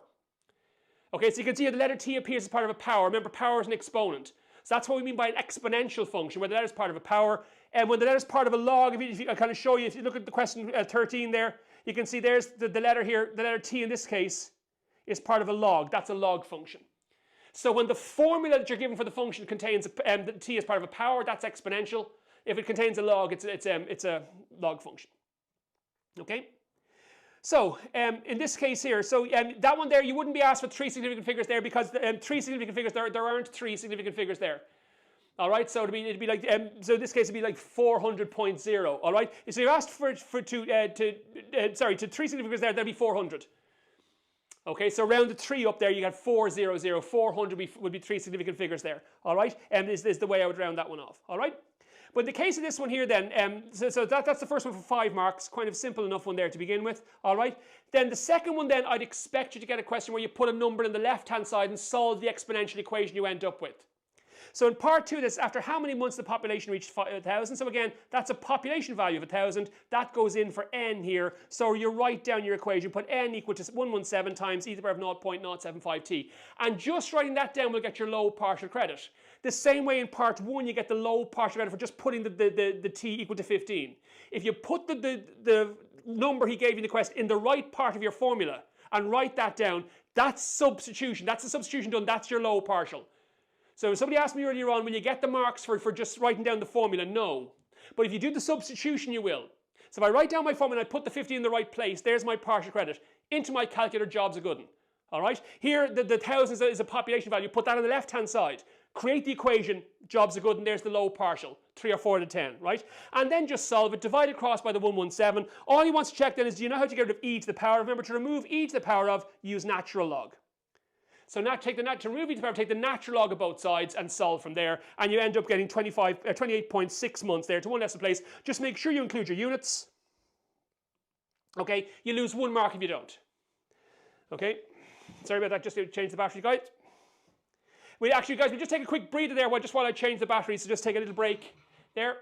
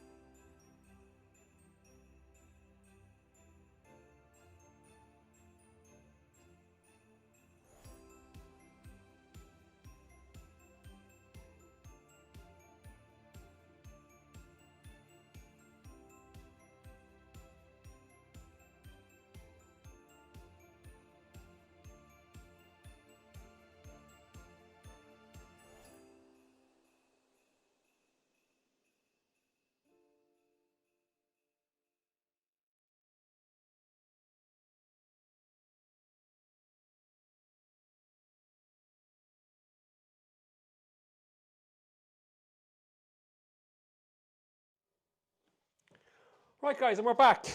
All right. So just a couple of quick people asked me there during the break. All right. Are we going to have a look at financial maths? As I said kind of earlier on in the class, I wouldn't be surprised. I'd be a little bit surprised to see financial maths this year, given that he asked the last 2 years running. So we may very well give financial maths a break. I'm not saying for sure it's not going to be on the paper. I just don't think it's as likely as the other topics. Okay, so we kind of, because we've got limited time, I decided not to have a look at financial maths because I don't know that it'll be on the paper. It may very well be. Okay, it's possible it could be. I just don't think it's likely because it was on the paper the last 2 years running, and he's never even asked it 2 years in a row before, let alone 3. So it's a little bit less likely. I'm going to show you a sequence of series now that I think is a little bit more likely than that. All right, and paper 1 is where induction is. Ava asked about paper induction. It's on paper 1. I'm going to show you that now in a second. Okay, we'll have a look at this. Okay. So if we look then at the kind of page 19 then, now there's 2 buzzwords here when you're dealing with functions. It doesn't matter whether it's a log function, a trig function, an exponential function, or a cubic one. Those 2 words there on page 19 are important. Watch out for the word rate. Okay? So the word rate here, that means derivative. Now the reason I'm stressing that is because when you see the word rate, you're going to see the word rate somewhere in the paper tomorrow, you have to. Write in beside a derivative. Because very often the market scheme will say that if you make any attempt to differentiate, or you show that differentiation is required, you'll get the low partial credit. So even just writing in derivative may very well get your 3 marks. Showing the examiner I know what the word rate means, right? So you're being asked to do a differentiation there. All right, so when you're doing a differentiation there, just kind of, any of you kind of doing this with me since the beginning of the year will have heard me talk about this before. So our function there is that n of t is 117 times e to the power of 0.075t, right? So when you're doing a differentiation, because it'll be the same for the log ones, as you'll see in a second, okay? It's number function bracket, right? So you can see there's a number in front here, the 117. There's a function there, e to the power of, and the bracket here is the power. Number function bracket. So when you're differentiating to find the derivative, dn dt, or n prime of t, like that, the number, the 117, just stays put. So there's a number in front of your function, just leave it there, it doesn't get in the way. So number stays where it is. Function, what happens to the function? You go to page 25 of your formula booklet. So derivatives are on page 25 of your formula booklet. All right, so if I go to page 25, down the left-hand side, it'll tell me that e to the power of something stays the same when I differentiate it. So when I differentiate the function e to the power of, it stays the same, e to the power of 0.075t. So e to the power of remains the same, right? And then finally the bracket, in this case the power, you multiply by the derivative of the bracket. And if I differentiate 0.075t, I just get the number 0.075. Now that's how you do a differentiation. Number, function, bracket. The number, if there is one in front, stays put. Function, page 25 will tell you what the function turns into. And then bracket, you multiply by the derivative of the bracket. That's your chain rule. So kind of the function bracket part of that is just using the chain rule. All right, that's what the chain rule looks like. All right, so the function says it is, and you multiply by in the case of an exponential one, the power is the bracket. And then I would just multiply those numbers there together to tidy that up. All right, and you can see that that's where I got in your notes there. I got the 8.775 times e to the power of 0.075t, like that. That's my derivative. So that's the original function there. That tells you what the number, what the population is at any particular moment. And that's the derivative. That tells you how fast the population is changing at any particular moment. And if your answer is positive, it means the population is going up. Negative, it means the population is going down. And then all you do, you can see a sub in your value there. So you were told when after 8 months, sub in the number 8 here, and you get it's like 15.989. I'll round off to the nearest whole number, so it's 16 is my answer. Okay, again, because remember we're dealing with a population here and you can't have decimal answers, right? Now your units. What's n measured in? So it's population, it's animals or it's plants or whatever it turns out to be. That's not a unit of measurement, all right? And what's time measured per months? So it's 16 per month, or 16 animals per month, or 16 plants per month, whatever the population. We don't know what that is, but it's not a unit of measurement, so I don't need to include it. So it's 16 per month. That's how fast the population is changing at that particular moment, right? That's that bit, all right? So if you look then at part 4, average value, there's your other buzzword. That's integration.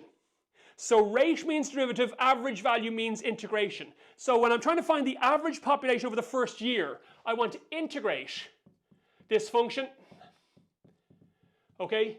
It says over the first year. Remember, that's from month 0 to month 12, because the time is in months. So it's from month 0 to month 12. So again, so watch out for those two buzzwords. That's why I've bolded in there. Rate means derivative, average value means integral. So find the integral like this. And again, when I'm integrating, it's the same idea. Number, function, bracket, right? The number in front, the function, and the bracket. So if I'm doing a differentiation, recognize that rate means derivative, average means integral. And this is how you do them. Number, function, bracket. When you're differentiating, the number stays put. Page 25 will tell you what the function turns into. And then you multiply by the derivative of the power. When you're integrating, the number in front stays put as usual. Page 26 will tell you what the function turns into. So it's page 25 when you're differentiating. It's page 26 when you're integrating. That's where your shortcuts are for integrals. Okay? So page 26 tells you when I integrate e to the power of something, it stays the same. That's the reason we use this function a lot in these long questions, because it doesn't change when you differentiate or integrate it, right? So I'll be multiplying there by e to the power of 0.075t, right? And then finally the bracket. When you're differentiating, you multiply by the derivative of the power. When you're integrating, you divide by the derivative of the power. So I'll divide that by 0.075. There's my integral there, all right? And I just want to sub in my two values, 0 and 12. So number, function, bracket, the number stays put. Function, page 25 will tell you what it turns into when you're differentiating to find a rate. Page 26 will tell you what it turns into when you're integrating to find an average value. And then when you're differentiating, you multiply by the derivative of the power. When you're integrating, you divide by the derivative of the power. That's how I do those two, right? And just if I fill those two values in, so if I put the 12 in, so put the 12 in here first, see what that comes out at, I get 3837. Put the 0 in here, I get 1560, and subtract one from the other, you get 2277, right? Now, what you got to do then in order to get an average value is divide that by the difference between these two numbers here, because remember it's over a 12-month period. So 12 minus 0 is 12. That's, if you like, the interval we're dealing with. So I divide that by 12, so I get 2277 over 12. And that comes out at it's about 190. Again, I'd round that to the nearest whole number. Now, I'm sure a lot of you, when you're dealing with average values, that you're taught to do it that way. Put that out in front. That's perfectly fine. Okay, it's the same thing, isn't it? You're just dividing by 12 at the very beginning rather than doing it at the very end. All right. So when I'm integrating, I do the integration, or when I'm finding an average value, I do the integration first, and then divide my answer by the difference between these two numbers here. If you do it that way, that's perfectly correct as well. Okay, again, you've got options. Whatever way you were taught to do that, that's perfectly fine. But watch out for those two, average value and rate. Okay, one of them is a differentiation, one of them is integration, and it's number, function, bracket. The number in front stays put. Page 25 will tell you what the function turns into if you're differentiating to find a rate. Page 26 will tell you what it turns into if you're integrating to find an average value. And then when you're differentiating, you multiply by the derivative of the power. When you're integrating, you divide by the derivative of the power. That's how I do those two. Okay? So, okay, that's that question there. Now,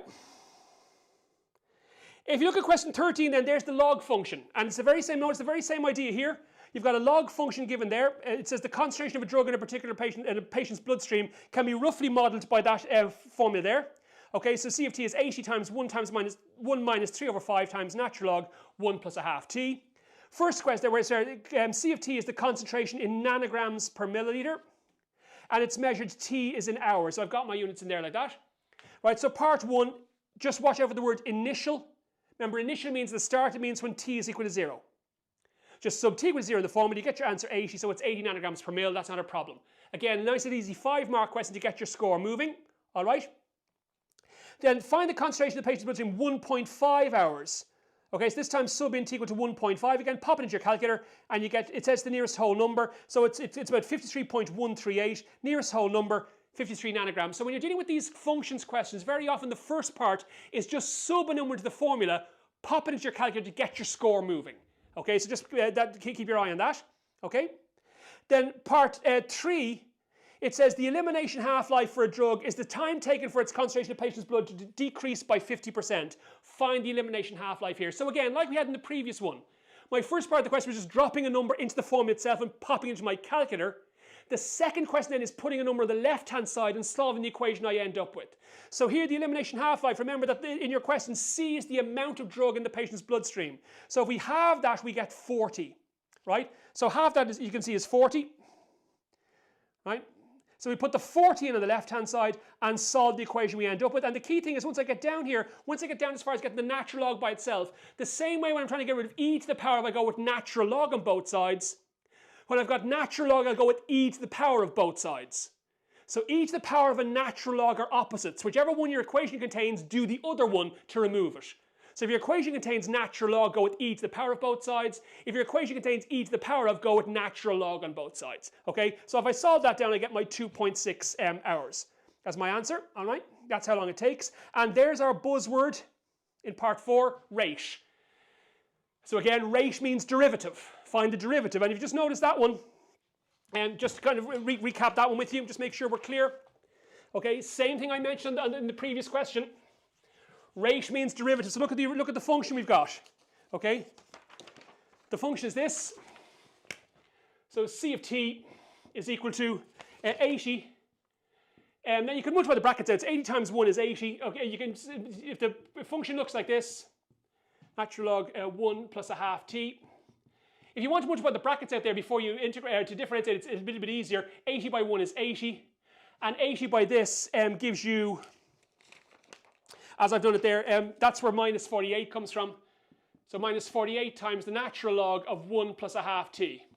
That's just multiplying the brackets out. So now I'll do my differentiation, right? So c prime of t. Right, so when you differentiate a constant, it disappears. So when you differentiate the number 80, it vanishes altogether. Right, so the 80 is gone. So again, it's number, function, bracket. Number, function, bracket. The number stays put. The minus 48 stays there. Function. What happens to natural log? I go to page 25, because I'm differentiating, the shortcuts are on page 25. It's page 26 I'm integrating. And page 25 will tell me that natural log turns into 1 over. That's on page 25. That's the shortcut I'm using here. So natural log of this turns into 1 over this. So I get 1 over 1 plus a half t. Like that. So natural, that's what the function does. Page 25 tells me that. And then finally bracket. Multiply by the derivative of the bracket. So if I differentiate the bracket, if I differentiate the number 1, it vanishes, and a half t becomes a half. A lot of students will forget that half there. So it's number, function, bracket.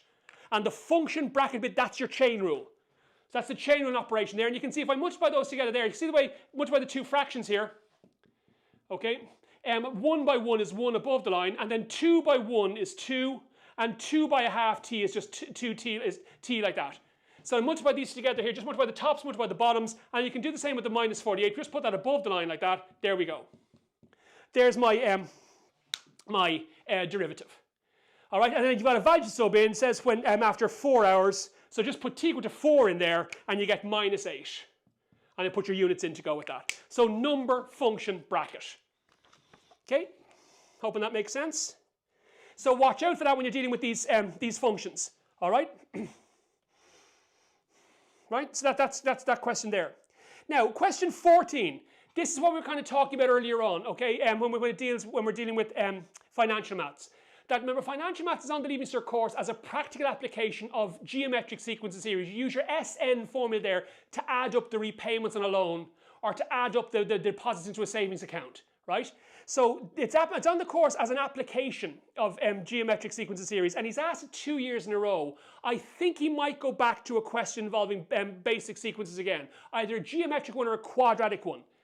Okay, somebody asked me a question there earlier on. Do you think we might get it could be a series with a square in there, because 2025 is a square. It's 45 squared. Possible? The examiner's thinking that way. That's what question 15 is. So we just kind of have a quick look at these two here. So questions 14 and 15 is a geometric sequence and a quadratic sequence. We'll have a quick look at these two, right? So question 22, it says, in week 1, there were 104 new subscribers to an online platform. The number of new subscribers increased each week in a manner that can be modeled by the geometric sequence. There he's telling you it's a geometric sequence with a common ratio of 1.2 recurring. Okay, so 1.2 recurring. Right, that's the question there, all right? So what I'm asked to do there, first of all, it says use the sum of it to infinity of a geometric series to show that 1.2 recurring is the same as 11 over 9. Okay, so we're trying to show that a recurring decimal is the same as a fraction, 11 over 9. Now this links in with what somebody asked me earlier on, proofs. right? Remember, there are 4 proofs required on paper 1. My advice would not be now, if you haven't learned any proofs, to sit down and learn them tonight. Okay, because as I said, I'm not a fan of the night before an exam trying to learn new maths. You want to reinforce what you already learned, what you already know. Remind yourself how much maths you actually know already. Build your confidence. Don't start looking at stuff you don't know already and worrying about what you might not have covered yet. There's no benefit in that kind of in the hours before your exam. Just lean into what you know already. But there are 4 proofs on paper 1, right? The sum to infinity formula here is one of them. And it's the only one he hasn't examined yet, right? So the sum to infinity formula proof is possible. Now, in very simple terms, that's only a couple of lines. If you take your Sn formula, that one, right, from page 22, over 1 minus or, like that, right? And all you've got to show, remember, is that in order for the sum to infinity, for a formula to exist, the value for or has to be a fraction, has to be less than 1. It can be plus or minus, that's why it's written that way. That the modulus of or has to be less than 1. So it can be a positive or negative fraction that's less than 1. So it has to be a number that's smaller than 1, that's the idea. And all you need to show really is that when the or is less than 1, when you start raising it to a very big power here, the answer gets smaller and smaller and smaller. So if you take a fraction like a half, square it, you get a quarter. Cube it, you get 1/8. Power of 4, you get 1 over 16. So as you raise to a bigger and bigger power, the number gets smaller and smaller and smaller. So if or is a fraction, when you raise it to a very big power like infinity, it gets so small it becomes a 0. So all I'll be trying to tell the examiner there is that, look, because the or is less than 1 like that, it means the limit as n approaches infinity, as n gets bigger and bigger and bigger, of or will equal 0. Okay, sorry, if or to the power of n will equal 0. Or even if you don't phrase it using limits like that, just tell him that. As or is a fraction, as you multiply it by itself more and more times, the answer will get smaller and smaller and smaller, so it becomes 0. So if this becomes a 0 here, you get a over 1 minus 0 all over 1 minus or, which is just a over 1 minus or, which is the sum to infinity formula. That's all that proof looks like. So it's a very simple one there. It's only 2 or 3 lines. I've been talking about that one all year. It's the most likely for me. He doesn't have to ask a proof at all. But if you haven't done proofs at all, you could maybe scribble a few lines for that one. And now, if that's the one that makes an appearance. Okay? The other 3 proofs are the proof of de Moivre's theorem by induction, which is not impossible because he might ask an induction question this year. That's possible. Okay? You'll also get, you've also got the proof that root 2 is not rational. That's the least likely because it's the one he examined most recently, and the only one he's already examined twice. That's the least likely of the 4. And then you've got the proof of the amortization formula, which I think would only come up if he's going to ask a financial maths long question, and I don't know that he will. So again, there's no guarantees there. My advice would be not to start sitting down and trying to learn 4 proofs tonight if you haven't done so already, given there's no guarantee anything will be on the paper. Just if you haven't looked at any proof there, just take a quick look at that sum to infinity. Well, it's only kind of a couple of lines. It doesn't have to be phrased in perfect mathematical language, but that's the idea, right? And you're using it there. This question here where you're asking to write a recurring decimal as a fraction of whole numbers, he asked that back in 2012 and hasn't asked it since. I think he might be keeping that question for when he asks the sum to infinity formula, right? So all you do, as you can see there, is you write the decimals after the decimal point here as a series of fractions like that, and then add them up with your sum to infinity formula, and you get the correct answer here. So just remember that the number immediately after the decimal point is over 10, the next number is over 100, then over 1,000, and so on. So that creates a series. You can identify a, or, and the n, as I'll remind you now, and then add up with the formula, you get your answer. Okay, so it might be worth looking at that one there. Okay? So, that's a good question, Keane. Will you have to prove that Sn first? The answer is I don't know. My feeling is not, because he's never examined that one yet, and the marking scheme is a little bit, or the curriculum is a little bit iffy on that. Do you need to prove the sum to infinity formula first? Prove the Sn formula before you prove the sum to infinity? I don't think you do, because I think it would be listed as a separate proof if you did. So we won't know till he asks it for the first time. My gut feeling is you can just start with the Sn formula, do the 3 lines I've got there to get full marks. I don't think that you have to prove the Sn formula first, or it'll be listed as a separate proof. Okay? Yeah, I'll show you that now in a second, Alex. So that the 2 questions you're talking about there, all right? So even the 4 proofs then, I just mentioned there, it's the sum to infinity formula. Okay, it's the proof of de Moivre. Okay, it's the amortization formula. Sorry. Okay, so it's the amortization formula. And then it's the proof that root 2 is not rational. And that's the order I think they're likely in. So that's the most likely for me, second most likely, and so on. All right? But as I said, I wouldn't be advising now tonight, if you haven't done the proofs at all, to sit down and start trying to learn them now. There's no value in that. They're the proofs. Okay? Right. And Keane, yeah, if you have any doubt, if in doubt, put it in there. So there's no problem. So if you kind of say, look, I know what the proof of Sn is, I'll put it down anyway. If he doesn't need it, he'll ignore it. If he needs it, it's there. Okay, but I don't suspect that he's going to require that. Okay, so part 2 then, remember, so when you're dealing with that, so now when you're dealing with geometric sequences, the formulas you need are on page 22 of your formula booklet. So it says, find the number of new subscribers in week 5. Remember, the number of subscribers each week is the next term in a geometric sequence. All right, so you can see here that it's, for the sequence we're dealing with here, it said in week number 1, it's 104, so that's your value for A. Remember, A is the first term in your sequence, that's 104. And we're told the common ratio, or, is 11 over 9. Okay, so we're given that earlier on. So if I just fill those into my formula, there's my formula. So it's A times or to the power of n minus 1, which is 104, okay, times 11 over 9 to the power of n minus 1. Do not multiply those two together. Okay, remember, you can't do anything with that formula unless you've got a value for n, because if you multiply those together, you're doing a multiplication before you do an exponent. You're not following BEMDAS, so leave it like that, unless you've got a value to sub in here, which we do. We've got a value of n, which is 5. Put 5 in there, and you get your 2, 3, 2, and that's your answer. Okay, again, I'd round that to the nearest whole number, because it's a number of subscribers to a platform, but I don't think you'd be penalised if you gave it as a decimal. Okay, so just if it makes sense in your head to round to a whole number, I would leave it like that. Okay? So Kyle's asking there, I think in this one here, why are we starting? So if you look at the sequence here, why are we starting with this? That we see that you're kind of saying, why is that not A there when I'm adding those terms up? Why am I starting with this as A here? Okay, remember that if you divide 2 over 10 by 1, you don't get the same as answers dividing 2 over 100 by 2 over 10.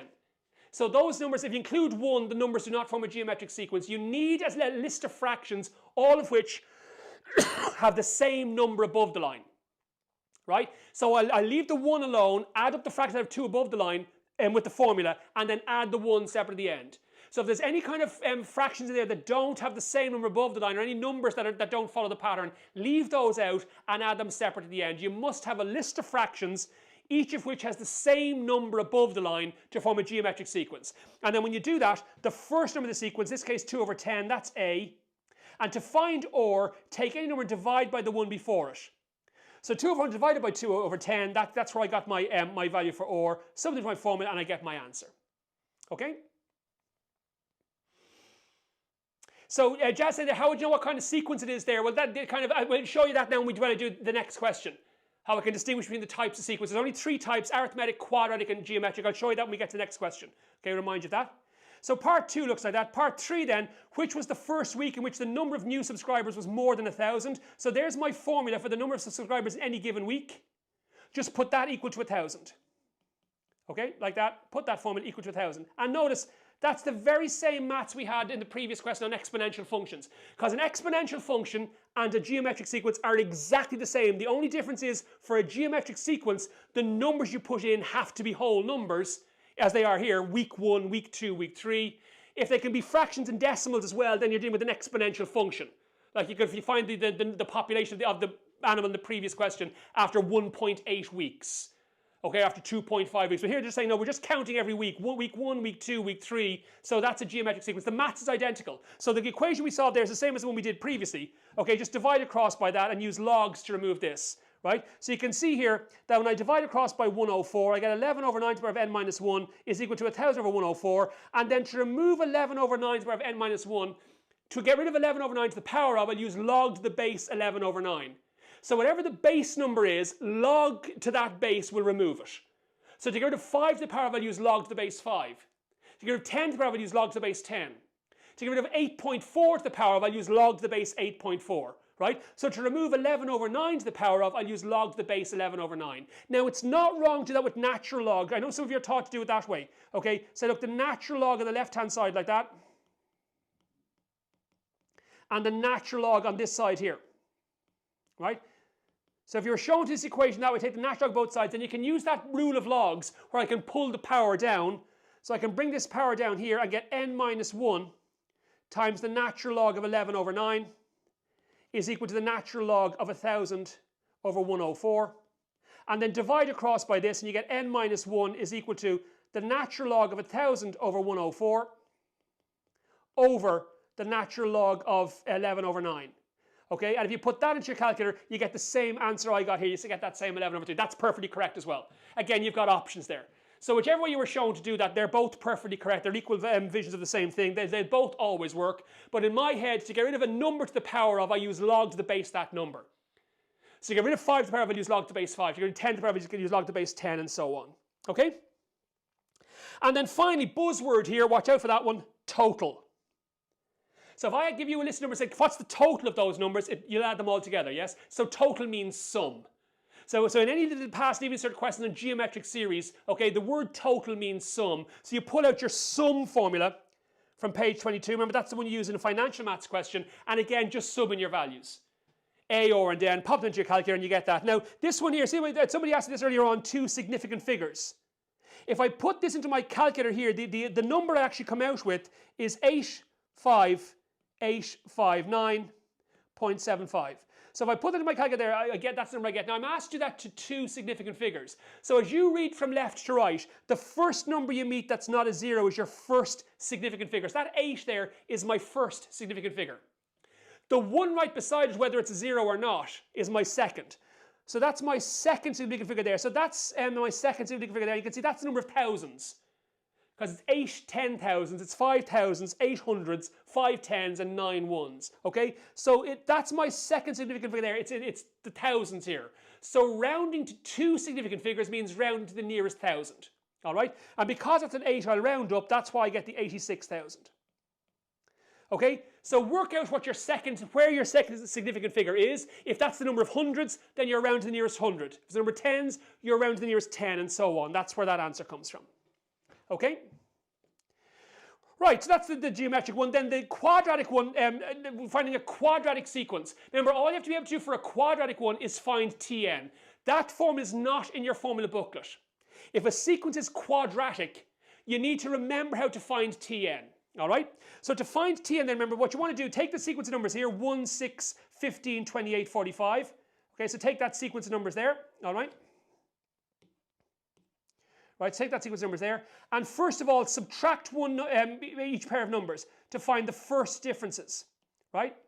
So if I subtract there, you can see I get 5, subtract there, I get 9, subtract there, I get 13, subtract there, I get 17. Now, if all those numbers are the same, the sequence is arithmetic. And I can find the formulas for Tn and Sn in my formula booklet. That's if it's arithmetic. So this one's not arithmetic. Let's do the subtractions again. Right? Subtract here, 9 minus 5 is 4, 13 minus 9 is 4, 17 minus 13 is 4. They're all the same. So this sequence is quadratic, right? If they weren't the same either, then the only other type of sequence it could be is a geometric one. So go and check. If you take them and divide by the one before it, you get the same answer each time. So that's how you can tell what kind of sequence it is. Subtract each pair of numbers and see if you get the same answers. If you do, the sequence is arithmetic. If not, subtract again, see are the second difference the same. If so, it's quadratic. And if neither of those two are the case, check if dividing one by the other gives you the same answer, in which case it's geometric. They're the 3 types of sequence. Okay? So that's your sequence. And remember, once you know that, it means that your general term is just something n squared plus something n plus a number. Okay? So that's what the general term for a quadratic will look like. Something n squared, something n, and a number. And again, that's not in your formula book. That's the one you need to know. Right? But you know what p is straight away. The number in front of an n squared is always half the second difference. So if I have that number there, I get 2. That's the number in front of the n squared. So it's 2n squared plus qn plus or. Now what I would normally do now is just say, look, if I put n equal to 1 in here, so put n equal to 1 there, and put it equal to number 1 on my list, I'll get an equation that contains q and or. Put n equal to 2 there and there, okay? And then put it equal to number 2 on my list, I'll get a second equation that contains q and or, and then solve those two simultaneously. That's how you find the general term for a quadratic sequence. So the number from the n squared is just half the second difference. That's no problem.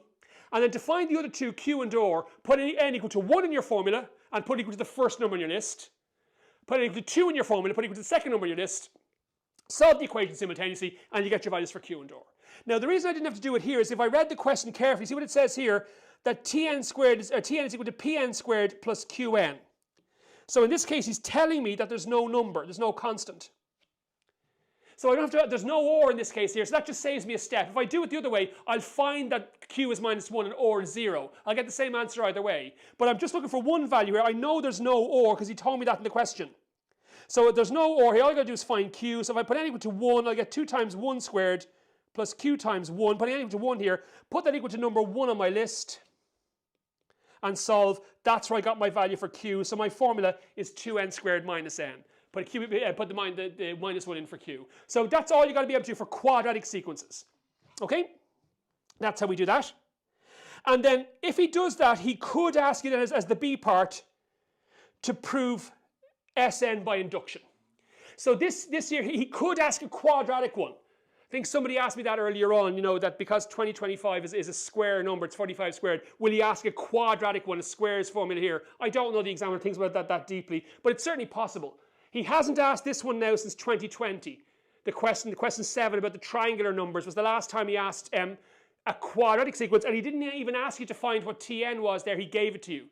So finding Tn for a quadratic sequence is certainly a possibility. We kind of had a look at it there, okay, how you do it, all right? And then he could ask you to prove Sn by induction. Now, if you get a question of induction, remember, it's a 15-mark question. There's 4 steps. The first thing you do is you prove that the statement's true for the first value of n. Okay, all you got to do is put n, take the first one number on the left-hand side there, and see if it's equal to the answer when you put n equal to the formula on the right-hand side. That's n equal to 1 there. That's that first step there, which is quite simple. Okay, there's no problem there. Just prove it's true for n equal to 1, the first value of n. All right. Then you assume it's true for some value k. Right, so there's your second. So it's really all you're doing there in the second line is rewriting the equation, replacing n with k. So you can see this line here is the same as that line there. I've just replaced n with k. Now, if I can get those 2 lines correct, I've got 7 out of 15. Those 2 are very easy, right? Then you get down to your line where you prove that k plus 1 is true. So you take that list of numbers there and add the next one. And to get the next one, all you do is you put k plus 1 in k's place in that formula there. So take that list of numbers and add on the next one by putting k plus 1 into your formula, all right? And then put k plus 1 into the formula on the right-hand side as well. That's all we've done here and here. And then just algebra out both sides and show they end up being equal, right? And then you draw your conclusion at the bottom. Now, obviously, I can't teach you induction tonight. If you haven't done induction already, there's no point trying to do it now. You're not going to learn induction in a single night. But just if you've done induction, remember those 4 basic steps. And the first 2 steps, both of which are easy, both of those done right gets half the marks. Make the switch on line 3, you get up to 11 out of 15. And then complete the whole thing, you get full marks. Okay?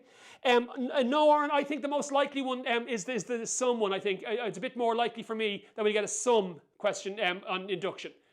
Okay, certainly I think the divisibility one is the least likely because that's the one he tested most recently. He tested recently on the main paper and he tested recently on a deferred paper. So I think it's more likely this year we get a sum one. It could be a question like this, okay? Or he might test induction by asking the proof of de Moivre's theorem. Okay, but so I think it's a little bit more likely that he'll approach it that way, right? Now, the complex numbers, we're just kind of quick to so complex numbers and calculus then, just to bring us up to the end. Calculus and integration, just kind of the last few bits here, all right? So, complex numbers, remember, it's a single short question on paper 1. So you don't want to get too bogged down in this one, all right? So, if you didn't finish step 3, but you wrote down step 4, Bob's saying there, if you didn't finish step 3, you'll get 11 marks. Okay, just adding on step 4, if you haven't finished step 3, won't get you any more than that. So I said the first 2 steps correct will get you 7 marks. Either one of them right will get you 4, both will get you 7. If you can make a stab at section 3, make the switch on line 3, you'll get 11.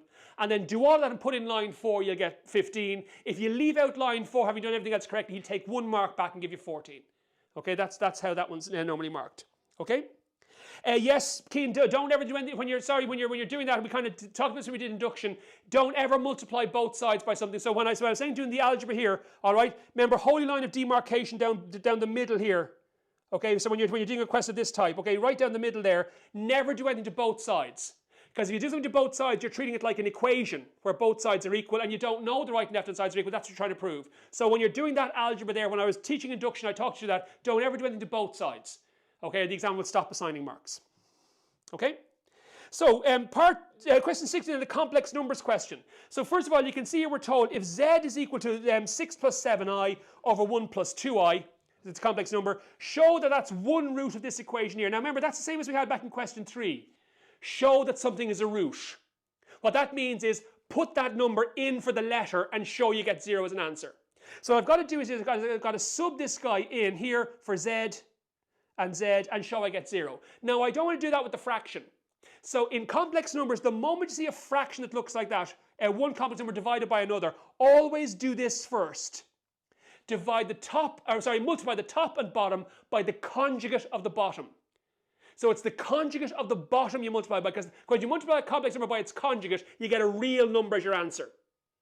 Okay, so it's the number below that I want to make real. So the conjugate of 1 plus 2i is 1 minus 2i. So multiply top and bottom by 1 minus 2i, and you can see that simplifies down to 4 minus i. So it's the 4 minus i I work with. So there's no complex numbers question where you don't do that first. If you've got a fraction, get rid of the fraction first, multiply top and bottom by the conjugate of the bottom. Okay, that'll give you a number below the line. That'll make it easy to do the division. That's the way I would approach that. Okay, so 4 minus i, and you can see that if I put 4 minus i in here and here, and then just multiply out the brackets, I do get 0. So I put the 4 minus i in for z, did the algebra, I got 0, so it is a root. Okay, that's how you show it's a root. And then find the other root. Now here's where people kind of get jumbled up. Can I use the conjugate roots theorem, or how do I do that? I like using this method here because it always works. Okay, for any kind of question. So for any equation at all, any quadratic at all, the number in front of the x with its sign changed is the two roots added together, and the number on the end is the two roots multiplied together. That's the idea here, right? So that's how I would do that one. So you can see in the case of that question there, just to kind of make sure we're okay with that one, all right? In that question there, right? So you can see the equation looks like this. It's z squared minus 7 plus I times z plus 14 plus 5i, right? Equals 0. That's my equation, right? So that number there, with its sign change, so drop the minus sign. So 7 plus I, that's the sum of the two roots. It's the two roots added together. So the number in front of the z is always the two roots added together with the sign changed. So take this number here and change its sign. That's what the two roots add up to.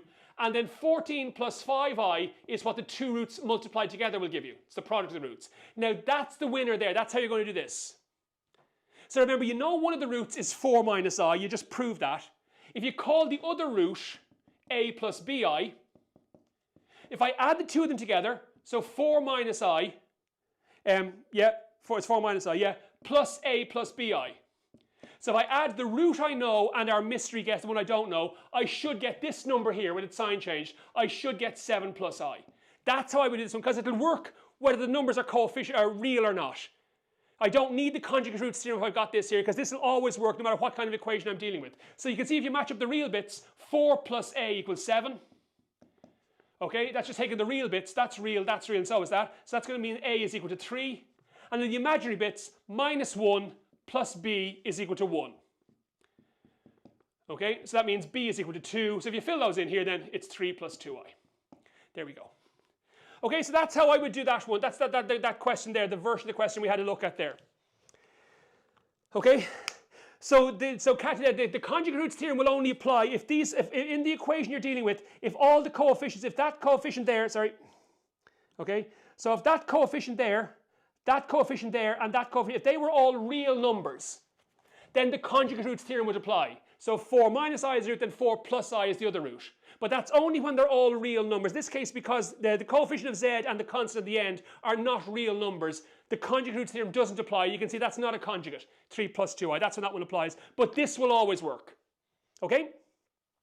I don't use the sum, Alex, because I could say that 4 minus I multiplied by a plus bi will give me 14 plus 5i, but that's going to give me equations that are too complicated to solve. There'll be simultaneous equation with squares in there. I don't want any part of that, so I'd kind of stay away from that. It's not wrong, it's just not going to help. Yeah, Sean, I just call that a plus bi. You can call it anything you like. Ant plus dec I, if all you like. Okay, so just anything you like. I'll just call it a plus bi and find a and b. Okay, that's how I would solve that one. Okay, then part 2, it says you're given that z squared plus 2z times z. Remember, z bar there, that's the conjugate of z, is equal to p plus pq plus qi. Okay, find the value of p and q. So all you got to do there is fill the values in.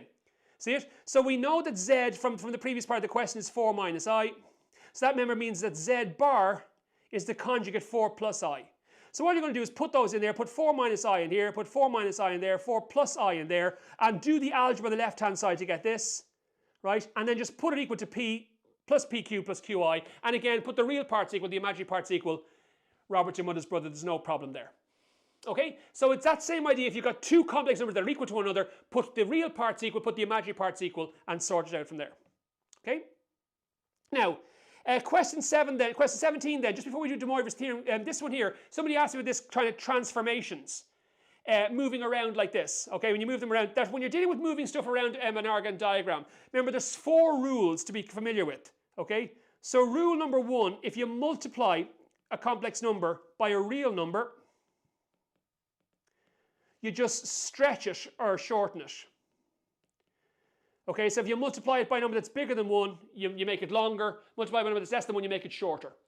Okay, so when you multiply by a real number. Secondly, if you multiply by if you multiply by a minus sign, you just reflect it through 0. I'll show you this now. So you just reflect it through 0. Okay, number 3, if you multiply by I, it's a 90-degree rotation clockwise. Right, they're the 3 main rules for multiplying by something. And just the 4th one, if you add complex numbers, use your parallelogram rule. Now, I like this question because it kind of has all 4 of them. They're the 4 things when I'm moving complex numbers around. So you can see here it says in the Argand diagram below shows a complex number z1. So there's z1 there. That was marked for us.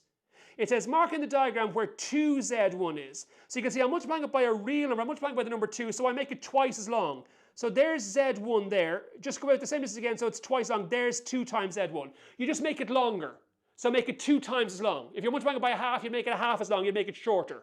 So just stay on the same straight line. Just stretch it or shorten it if you're multiplying by a real number. Right? That's that one.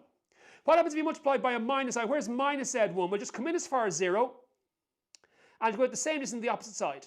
That's what I mean by reflect through 0. That's how you do the minus sign. Just go in as far as 0 and go out the same distance on the opposite side. And you can count boxes here if they're given. Otherwise, just estimate it roughly by I where it is. Okay? If you multiply by I, remember there's a right angle there. So you basically rotate 90 degrees anti-clockwise. Or sorry, 90 degrees, that should be anti-clockwise. Sorry, not clockwise, anti-clockwise. Okay, so you 90 degrees anti-clockwise, a right angle anti-clockwise. That's IZ down there. That's the 3rd one. And then finally, do you notice what it says here? It says, hence mark the location of this. Okay, the 2 multiplied together, all right? Sorry, that's if you're, when you're, yeah, well, it's a Z1, Z2, okay, if Z2 is equal to that, right? So notice Z1 times Z2 is this, right? So Z1 multiplied by Z2, we're told that that's Z2. So if you multiply the brackets, it's minus 2Z1 plus I Z1. See it? So if I just multiply the brackets out there. So Z1 by Z2, just those together. Now, when you're adding these two, all you want to do is make a parallelogram. So find what that complex number there is, find that one there, and add them up with the parallelogram rule. So to find minus 2z, you want to multiply by a minus sign and by 2. Okay, you can do those in either order. Okay, so see if I take z1 here, okay, if I multiply it by the 2 first, I get 2z1 there, and then the minus sign come in as far as 0, and at the same distance on the opposite side, I'm going to get to here. There we go. That's minus 2z1. I made it twice as long, and I went through 0. Okay, so there's minus 2z1 over there. That's that one.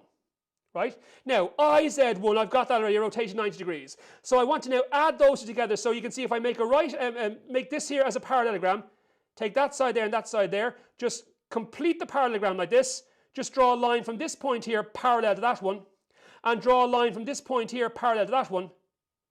Wherever those two meet, there's my answer. So you make your parallelogram rules. They're the only 4 things to make sure you can do when you're moving them around. When you multiply by a real number, stretch or shorten. When you multiply by a minus sign, just go through 0. When you multiply by I, 90 degrees anti-clockwise. And when you're adding complex numbers, just find the 2 complex numbers, join them both to 0, and then finish the parallelogram to find out where they end up. Okay? And there was one of those last year, Katja. I'm not sure he'll ask one again. I'm just kind of flagging it very quickly as we're going along. And then the last thing on complex numbers, just before we bounce to the calculus to finish up, is De Moivre's theorem. right? So obviously make sure you can put a complex number into polar form. A few questions came in about polar form earlier on. You can do polar form in degrees or radians, that's up to you. Okay, so if you look at the marking scheme, see sometimes he gives the solutions in degrees, sometimes he gives them in radians, that's entirely up to you. Whichever you've learned at this stage, don't change it. So complex numbers, the polar form can be done in degrees or radians. I got asked a question this when I did this last, do I have to show the calculation for polar form, or can I just write polar form down? Well, it's like anything else. If you just write the answer down for polar form and it's right, you'll get full marks. If it's wrong, it's very hard to even get partial credits. So what I would normally do is that if you just write it into polar form here and you get the answer correct, that's perfectly all right because it's only one step of a calculation. I would normally at least show the diagram, the argand diagram, and show them what or and theta are. All right? Then you can use your calculator just to find the answer if you want to. But if you give polar form correctly and without showing any method, that's fine. But if you give it incorrectly with no supporting method, it's very hard to generate any kind of partial credits there at all. You might just get the low partial for your final step if that's done correctly. Okay, so just make sure you have to put a complex number to polar form like this. And if you're just raising it to a power, once I put this complex number minus 1 plus root 3i, put that into polar form, I get this guy here. And then to apply de Moivre's theorem, you can see I just raised the power of 9, so apply the power to the number 2, and then multiply the angle by 2, multiply the brackets out, and you get 5, 1, 2. So that's the easy version. Just put the complex number in polar form and then hit it with de Moivre's theorem. Apply the power to or, the number in front of the bracket, and then multiply the power by the angle, the theta, and then sort it out using your calculator and get full marks. Okay? So that's those two there. So if you're trying to find, remember, or and theta, so to find or, remember, using this complex number here, it's Pythagoras' theorem. These two numbers here, root 3 and 1, they're the two sides of the right angle triangle. So use Pythagoras to find or, and then just use your tan ratio in this triangle here, opposite over adjacent, to find the angle in the triangle there. All right, so that's how we'll find or and theta, or you can do it using your calculator. Just make sure you can put a complex number in polar form. That's something to make sure you can do because you will be doing that somewhere on paper 1 tomorrow. Okay, so put in that. Now, somebody's asking me there about general polar form. I'll show you that now. That's the next question. All right, so that's that one there. If you look at part B, here's the one where you need general polar form. It's when you're solving an equation. Because if I'm just raising the complex number to the power of 9, z to the power of 9, right, there's only one answer there. Just what is z to the power of 9? So that's the key idea here. There's only a single answer there, z to the power of 9. The power is a whole number. So when the power is a whole number, there's only one answer. So you just put it into polar form, hit it with de Moivre's theorem into your calculator. Mission accomplished. Tango neutralized, you can move on. All right? If you're dealing with this one here, see part B, now you're solving an equation. And equations, remember, have multiple solutions. So z squared equals means there's two solutions. It's quadratic. Z cubed equals means 3 solutions. It's cubic. All right? That's when you need general polar form because letter n allows you to find the multiple answers you need to solve the equation. Right? That's the idea here. So you can see to solve the equation, z squared is equal to omega. Okay, so omega to the power of 3 there. There's omega there. So you can see if I just put that in, there's the equation I'm trying to solve there. Z squared equals 2 minus 2 root 3i to the power of 3. That's what he wants me to solve. So to get the z by itself, I want to get rid of the power of 2. And remember, to get rid of the power of 2, I'll go power of a half on both sides. Again, using that rule of indices, that a number to one power all raised to another power, you just multiply the powers together. So on the left-hand side, if I take z squared and raise the power of a half, 2 times a half is 1, so I just get z here. So power of a half there gives me that, and power of a half here, 3 times a half is 3 over 2. There you go, see it? So there's z equals a complex number, but this time the power is a fraction. That's when you need general polar form. Okay, you're solving an equation, it's general polar form, that's when I need that one. All right? So now I just put the complex number. So take the complex number, 2 minus 2 root 3i, put into polar form like you normally would, find or and find the theta. So find your modulus and argument, make sure you can do that. You know how to put a complex number to polar form. Again, I don't have time to teach polar form tonight. Remember, this is just reminders of stuff, but just if you're not comfortable with polar form, just check that. Okay, maybe tonight or tomorrow morning. Okay, just make sure you can do that. Okay, so you put that into general polar form, into polar form first. There it is there. And then there's general polar form. So why am I doing general polar form here? Because the power I'm raising the complex number to is a fraction, which means there's more than one answer. And you'll only end up with a fractional power if you're solving an equation. So if it's z squared equals, so to get rid of the power of 2, you're going with power of a half on both sides. That's going to give you a power of a half on the right-hand side. Fraction, so there's more than one answer. All right? So it's when the power you're raising it to is a fraction. That's when there'll be multiple answers. That's when you general polar form. And where general polar form just means add n times 360 to the argument. That's all you got to do. Then hit it with De Moivre's theorem, and then just sub in values for n until you get the number of solutions you're looking for. So in this case, once I hit it with De Moivre's theorem, you can see I just put in 2 values for n equal to 0 and n equal to 1. Why just 2 values? Because the equation I'm solving here is quadratic. There's only the power of 2, which means 2 solutions. So if the equation I was solving was z to the power of 4 equals, that's a quartic equation, 4 solutions. So I'd pop in 4 values for n, 0, 1, 2, and 3 or something. Okay, so they're the 2. And I think an equation, maybe not one quite as tricky as that, but an equation's a little bit more likely because he just asked one like part A last year. It was just raise a complex number to a power last year. So it might be an equation this year. So it's just worth checking that. All right. So general polar form when you're solving an equation when the power is a fraction. Okay, and it says, why is the solution multiplied by 3 over 2? Yeah, just notice here that the reason why it's 3 over 2 there even is you're asking, if you look at the equation I'm trying to solve here, so there's a power of 3 on this side here. Okay, so when I go power of a half on both sides, I'm going to have omega cubed, just the power of a half on the left-hand side. And again, when you use that rule there, multiply the powers together, you get power of 3 over 2. Okay, so that's just an unusual one there because there's a power on the right-hand side already. So when I move the power of a half across, it's 3 times that, which is 3 over 2. That's where I got that. Exactly, Ava, that's the answer. Just a whole number power, just use De Moivre's theorem. If the power is a fraction, general polar form, it is necessary to give you the values for n. Right? And then question 19 there, that's just the quick one there before we kind of move on to the last part, calculus. I'll just blitz calculus very quickly, just another couple of minutes. Okay, just hang in there, nearly there. Okay, so question 19 there, that's the one that he hasn't asked yet. Remember, it's proving an identity using De Moivre's theorem.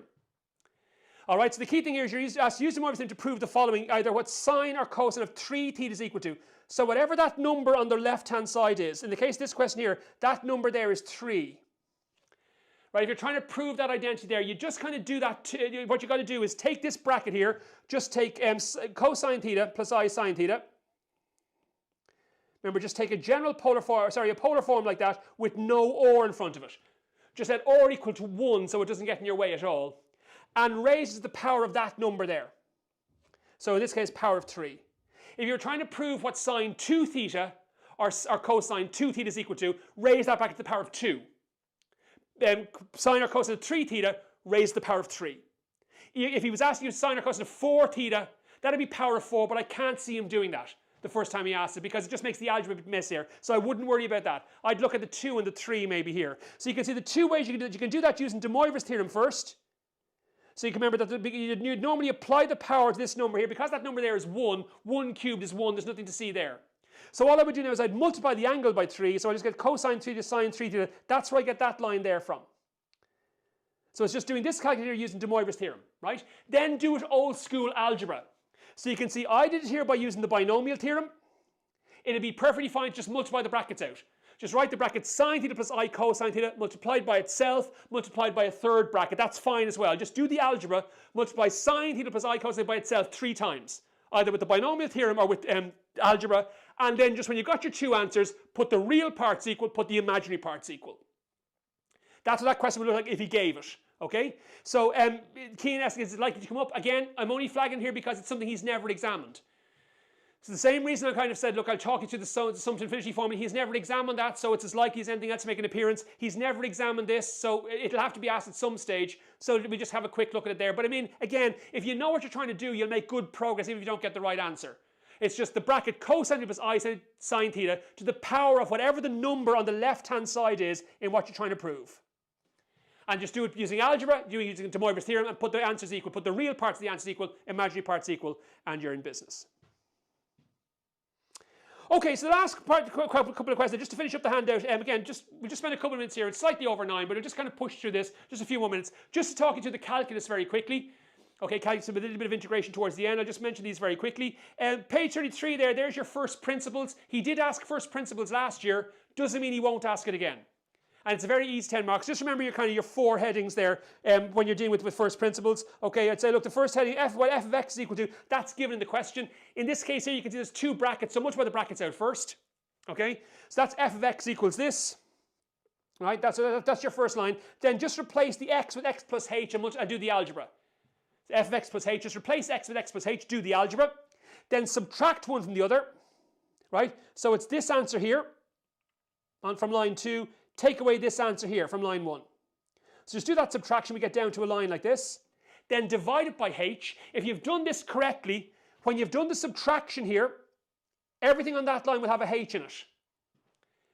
Okay, so you should be able to cancel what you divide by h and then just replace the h with 0 and you get your answer, right? So just make sure you use those 4 headings. The problem with first principles is that because you know what the answer is going to be already, because you know what the shortcuts are, all right, and you tend to just scribble down a line or two to get down there, it's important to use those headings. So I would use those headings f of x plus h, f of x plus h minus f of x, then divide by h, and then the limit as h approaches 0. Replace h with 0, and it's an easy 10 marks if it makes an appearance.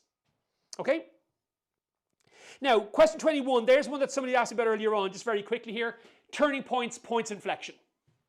Okay, so there's 3 important things to have in your toolkit here. It says a function is defined as f of x equals minus 1/6 x cubed minus x squared plus 16x plus 32 over 3. Okay, part 1, find the coordinates of the local maximum and local minimum points, the turning points. Make sure you know how to find turning points, okay? The most important thing to remember there is to find a turning point, there it is there, at a turning point dy dx equals 0. So to find a turning point, find the derivative and put it equal to 0. So you can see if I differentiate this formula here, I get that. Just multiply by the power, drop the power by 1. Put it equal to 0 and solve the equation you end up with. Now you could leave it like that and just say, look, a is minus a half, b is minus 2, and c is 16. Use your minus b formula. Or you could divide across by minus a half to make it possible to factorize with brackets. That's up to you. Just solve the equation however you'd normally do it. You could use the minus b formula if you like, and you get your 2 values, x equal to 4 and x equal to minus 8. And then remember, once you've got your 2 x values, they're the x coordinates of the 2 turning points. Put them back into the original function to find the y values. Put them back into this guy, the guy that's given the question. So when you get your x values by putting your derivatives equal to 0, you put those x values back into the original function to find the matching y values. There's my 2 turning points, 448 and minus 8 minus 96. Now, to show what sort of turning points they are, you have to use calculus. You can't just say, well, look, 1 point's higher up my graph, 1 point's lower down. That's not reliable when you deal with curves that aren't cubic ones. So make sure you use the second derivative test. Remember, the idea here is if you get the second derivative by differentiating this guy again, right? If that's positive, it's a minimum point.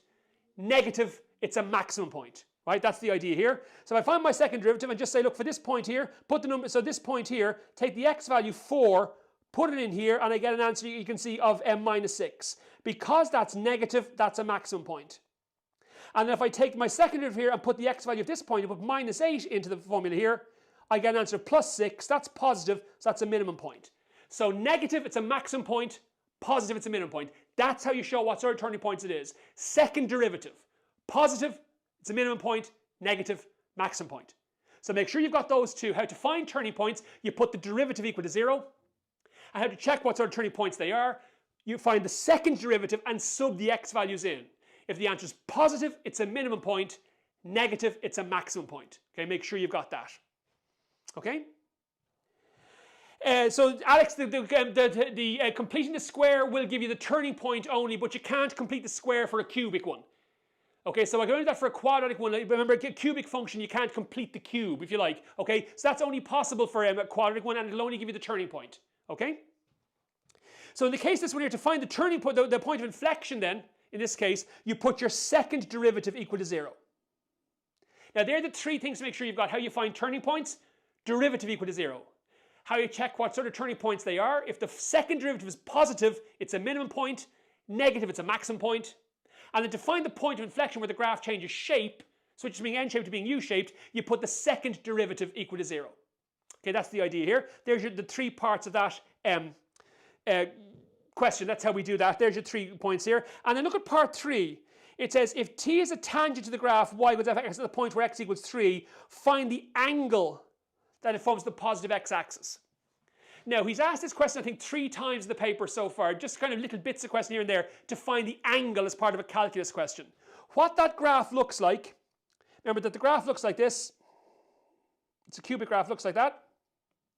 And there's my 2 turning points. And there's my point of inflection where the graph changes shape, right? Now, remember that point up there, that's the point, what, 448, this guy up here, right? So the x equal to 3 is there. Okay, it's the point where x equals 3. So if I was to draw a tangent like that, the question is, what angle does that tangent form with the x-axis? What's that angle in there? Right?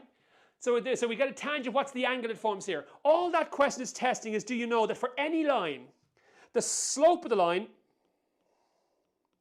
is equal to the tan of theta, where theta is the angle that the line makes with the x-axis.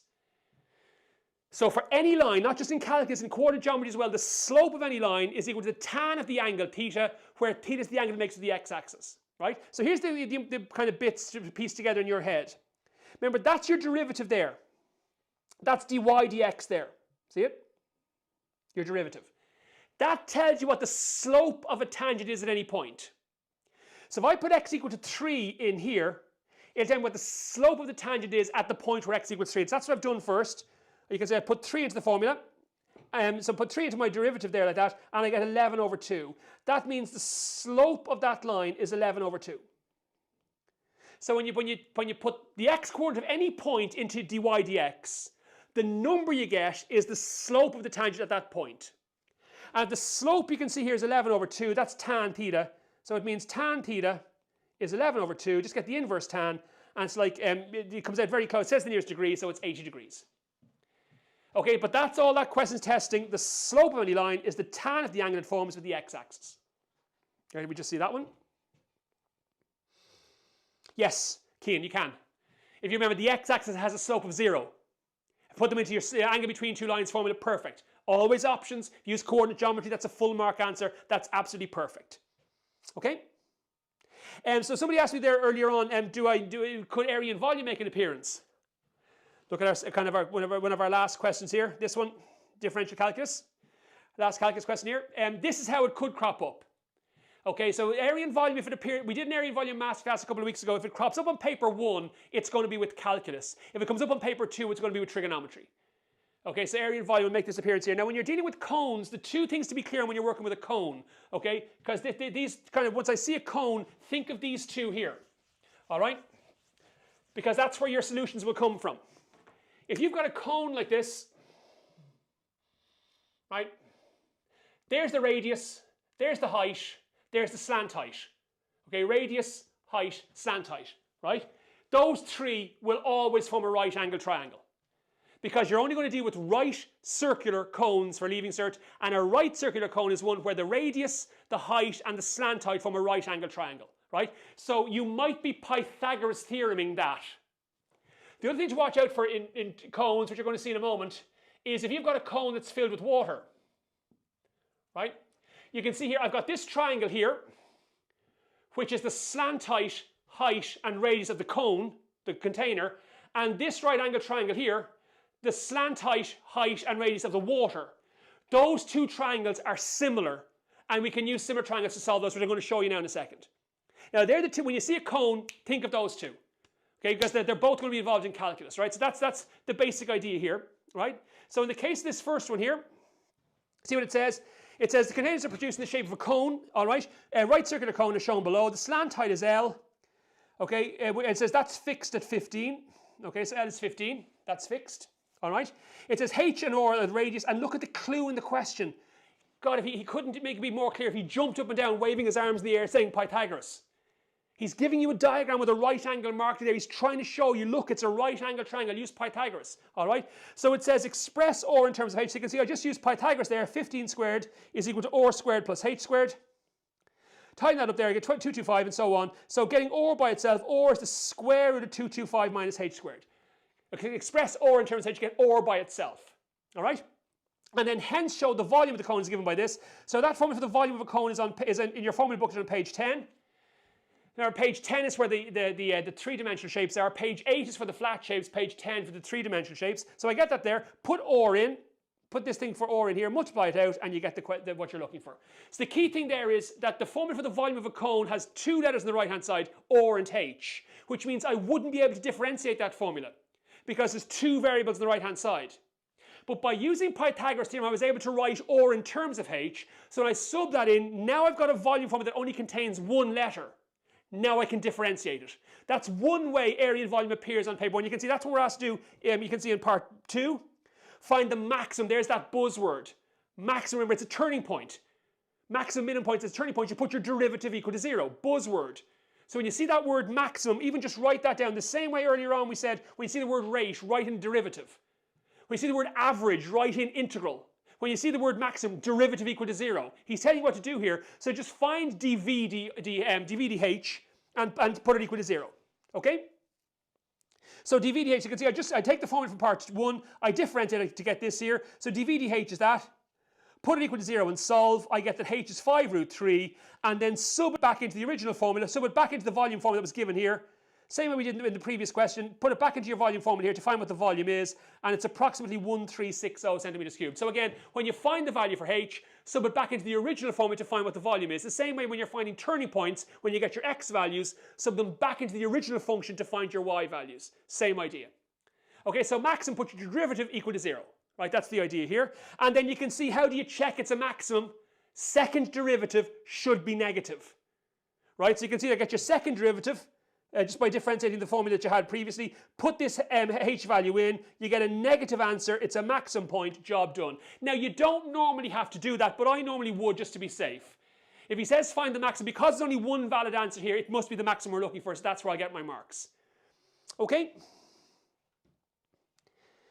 Yes, Colin, so you're using dVdh, absolutely. Okay, so whatever the letters are here, so if the formula you were given, like in the previous question for a graph, was y equals 2x cubed, because the two letters there are y and x, the derivative is dy dx.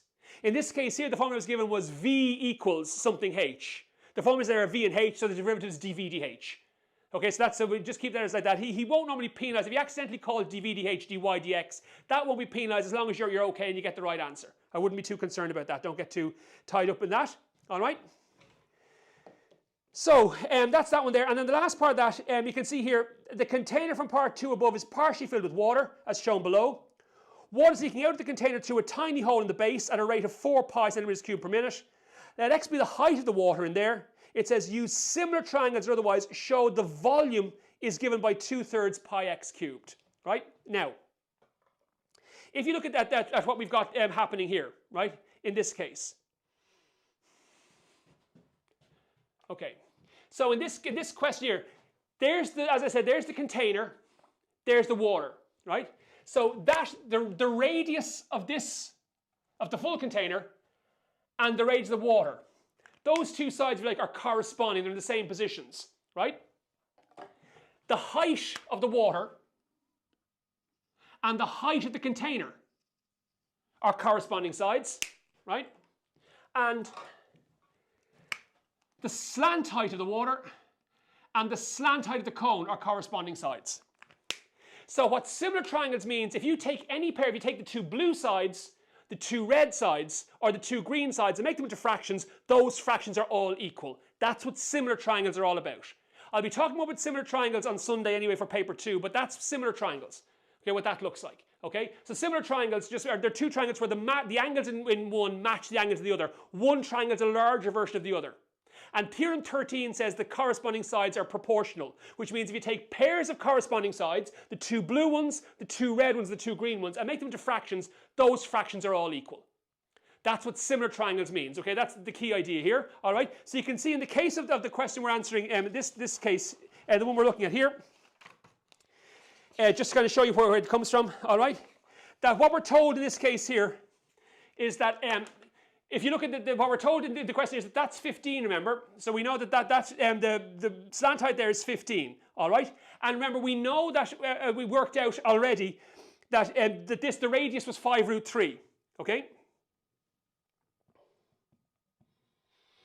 Okay, so the radius is 5 root 3. So if I use, so the height was 5 root 3.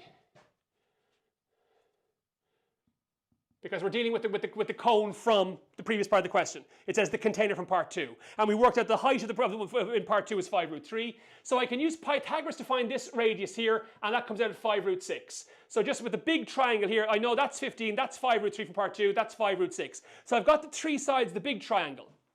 Now, I want to write the sides of the small triangle. It says, to use the similar triangles here, the red side here is x. See it? So I want to try and now write the volume of that water there is 1/3 pi or squared h. The height of the water is going to be x. I'll put x in here, but I want to know what the radius is. So I just call that or for a second. The problem is, again, I have two letters in here. But look at what similar triangles will do for me. If I take the two red sides, I get x over 5 root 3. That's the red side from the small triangle and the red side from the big triangle. That should equal, put the blue sides as a fraction, or over 5 root 6. There's your similar triangles. So just take pairs of sides. You can even colour them on your exam paper to make that clear. And just if you take any pair of sides the same colour, make them into fractions, those fractions are equal. So if I multiply across by this, okay, I'll get what OR is equal to. That's where I got that answer, that OR is equal to root 2x. Okay, so it's root 2x. Multiply across by this. Okay, to leave the OR by itself. OR is root 2x. And you can see now if I fill those into the formula, then it's 1/3 pi times root 2x. That's what the radius is, times x. And that's where I get the formula given the question. And then I can go ahead and do my differentiation in the last part of the question. Okay, so that's how that's the two things to watch out when you're working with cones. Okay, that the height, radius, and slant height will all form a right angle triangle, and similar triangles. If you got water inside a cone, the two triangles, radius, height, and slant height of the cone and the water will be similar triangles. So if you make the matching pairs into fractions, those fractions will be equal. That's what that might end up looking like. Okay, and then you can see it's a related rates of change question. So how do I know the last part's related rates of change? See what you're told here in the question, part 3. Water is leaking out of the container through a hole at a rate of 4 pi, right? And then in part 2 for the question, it says find the rate at which the height of the water is changing. So you've got that little cone of water in the container. We know how the volume is changing with time, because remember in the previous part of the question, look at the units there. It's 4 pi centimeters cubed per minute, right? So I'm told how the volume is changing with time, which we're labeling here as dv dt. And notice it's minus 4 pi because the volume's going down, negative. I'm asked to find the rate at which the height is changing, so for dx dt, because remember we're told the height is x. So you're trying to find dv dt, or so you know what dv dt is, you're trying to find dx dt. That's your related rates of change question, okay, which I'm sure you've had a look at, okay? So that little setup there won't be unusual to you. dx dt, the one you're looking for, right, is the one you know, dv dt, multiplied by your linking rate is always this guy on top and this guy on the bottom. So it's dx dv. And to find dx dv, I need a formula that contains those two letters, x and v, and that's what we've got in the previous part of the question. See it? That's your formula contains x and v. That's what we differentiate. Okay, so that's why we had to the first part of the question. You got a formula that just contains x and v. So you can see I found dv dx by differentiating like that, and then dx dv I've got to flip it upside down. So when I differentiate dv, I've got a formula v equals something with x. When I differentiate, I get dv dx. The letter from the left-hand side goes above the line, the letter from the right-hand side goes below. That's dv dx equals. So because I've got dv dx, I want dx dv, just turn it upside down. Put it under 1. That's where I get that line there. And then multiply the two of them together and pop in your answer. So there's the kind of the two things. So when you're dealing with calculus, first principles, which we had a look at there, turning points and points of inflection. To find turning points, put your derivative equal to 0 and solve to get your turning points. To check what sort of turning points they are, find your second derivative and put the x values of the points in. If it's positive, it's a minimum point. Negative, it's a maximum point. And then point of inflection, put your second derivative equal to 0. So those two things, first principles and then turning points. Then working with rates like we did earlier on in the class. When I say the word rate, it means derivative. So I'll do that number function bracket thing. Okay, and then related rates like this, I know what one rate is, I want to find the other one, that same idea there. They're the 4 things to have in your back pocket for calculus for tomorrow. Okay, that Matthew said there, the related rates change, how many marks does it carry? It's 10 marks all day long, Matthew. That if you identify either the first 2 rates correctly, you get 3 of those marks. If you get down as far as finding the linking rate, dx dv, he'll give you 5. Any attempt to differentiate a formula to find dx dv will get you 8. And if you multiply the two of them together and sub in your value, you get all 10.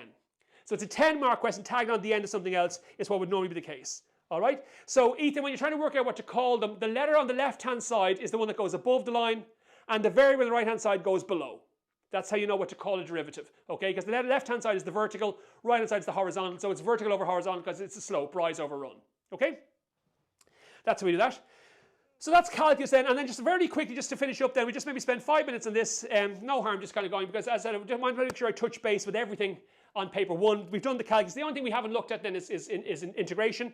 And very quickly, when we've mentioned integration already, the 2 things to make sure you can do an integration, you can find average values by integrating between two numbers, then dividing by the difference between those two numbers. So we've done that already with the earlier questions, all right? And then finding areas, the last bit here, right?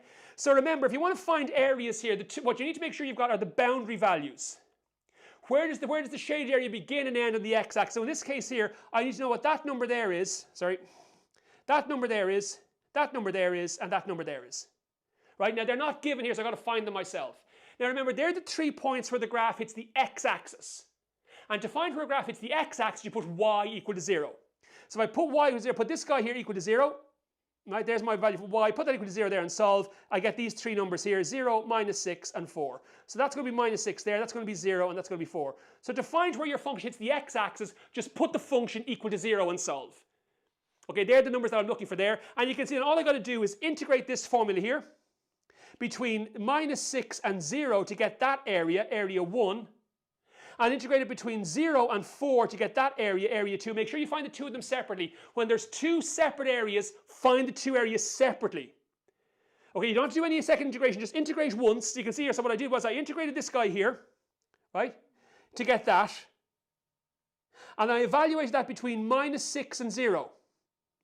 The boundary values for area 1, and I got this answer here, 252. That's that area there, right? Then just take that same integral again and use the new boundary values 0 and 4 to get this answer here, 256/3, and then add those two together.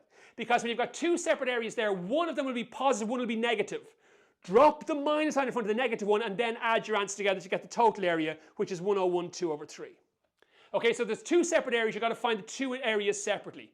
So make sure you got your boundary values, you know where the shaded area begins and ends on the x-axis. If they're not given, find them yourself, okay? And then integrate the formula between the first two boundary values to give you your first area and the second two values to give you your second area. One of those will end up being negative. Drop the minus sign for the negative one, then add your two answers. You'll get the answer that way, okay? So that's the first part there. Part 2, well, this one is a little bit more helpful, notice, because it says the line y equals -9x is added. So we're asked to find the shaded area here. So again, notice there's two separate shaded areas, area 1 and area 2. But this time the boundary values are given. -5, 0, and 3, okay? So we don't have to find the boundary values here at all. All I've got to do is the integration. Now, to do the integration here, remember, what I want to do is, because I'm trying to find the area between two curves, subtract one curve from the other.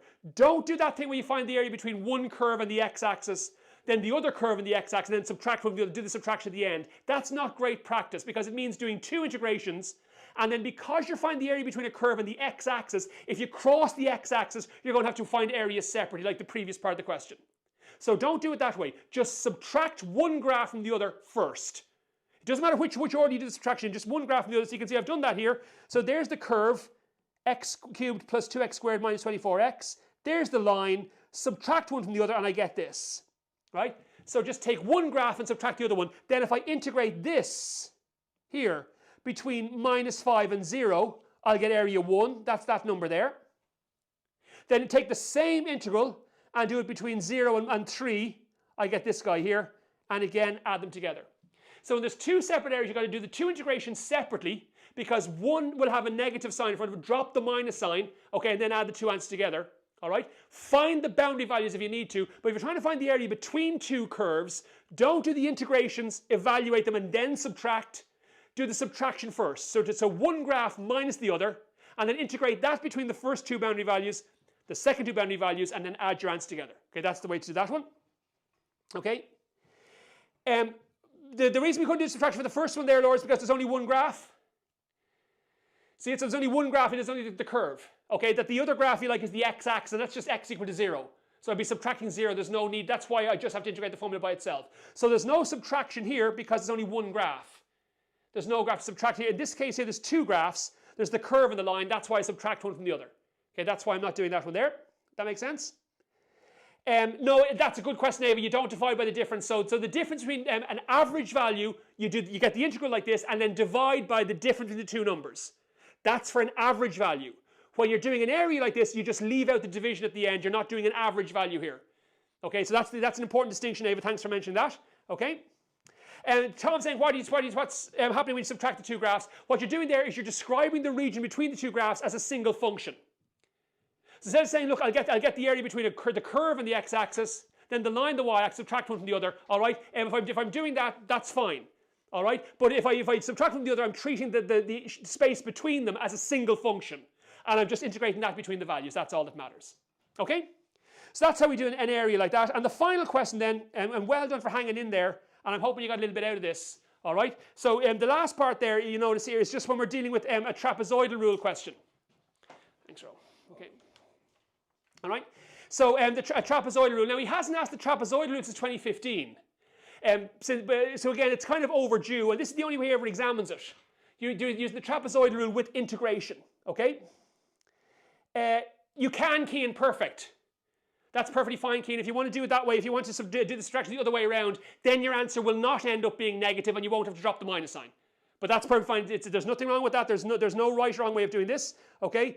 Ella, there's no circumstance where you can't. Anytime you find the area between two curves, there's no situation where you can't just subtract one from the other first and then do the integration. Okay? So that'll always work in that case. All right?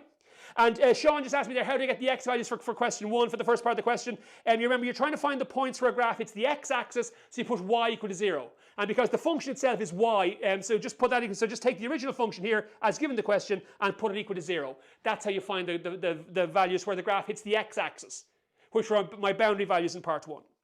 So the final question then, just this one here, it says a function is defined as e to the power of 0.25x over 2. So you have to complete the table, and that's easy enough. All you're going to do is use the table function of your calculator to sub these values 0, 1, 2, 3, 4, 5, and 6 into that formula there and get the answers 3 decimal places. So I put these answers in here into my table. No problem. That's what we've got there. All right.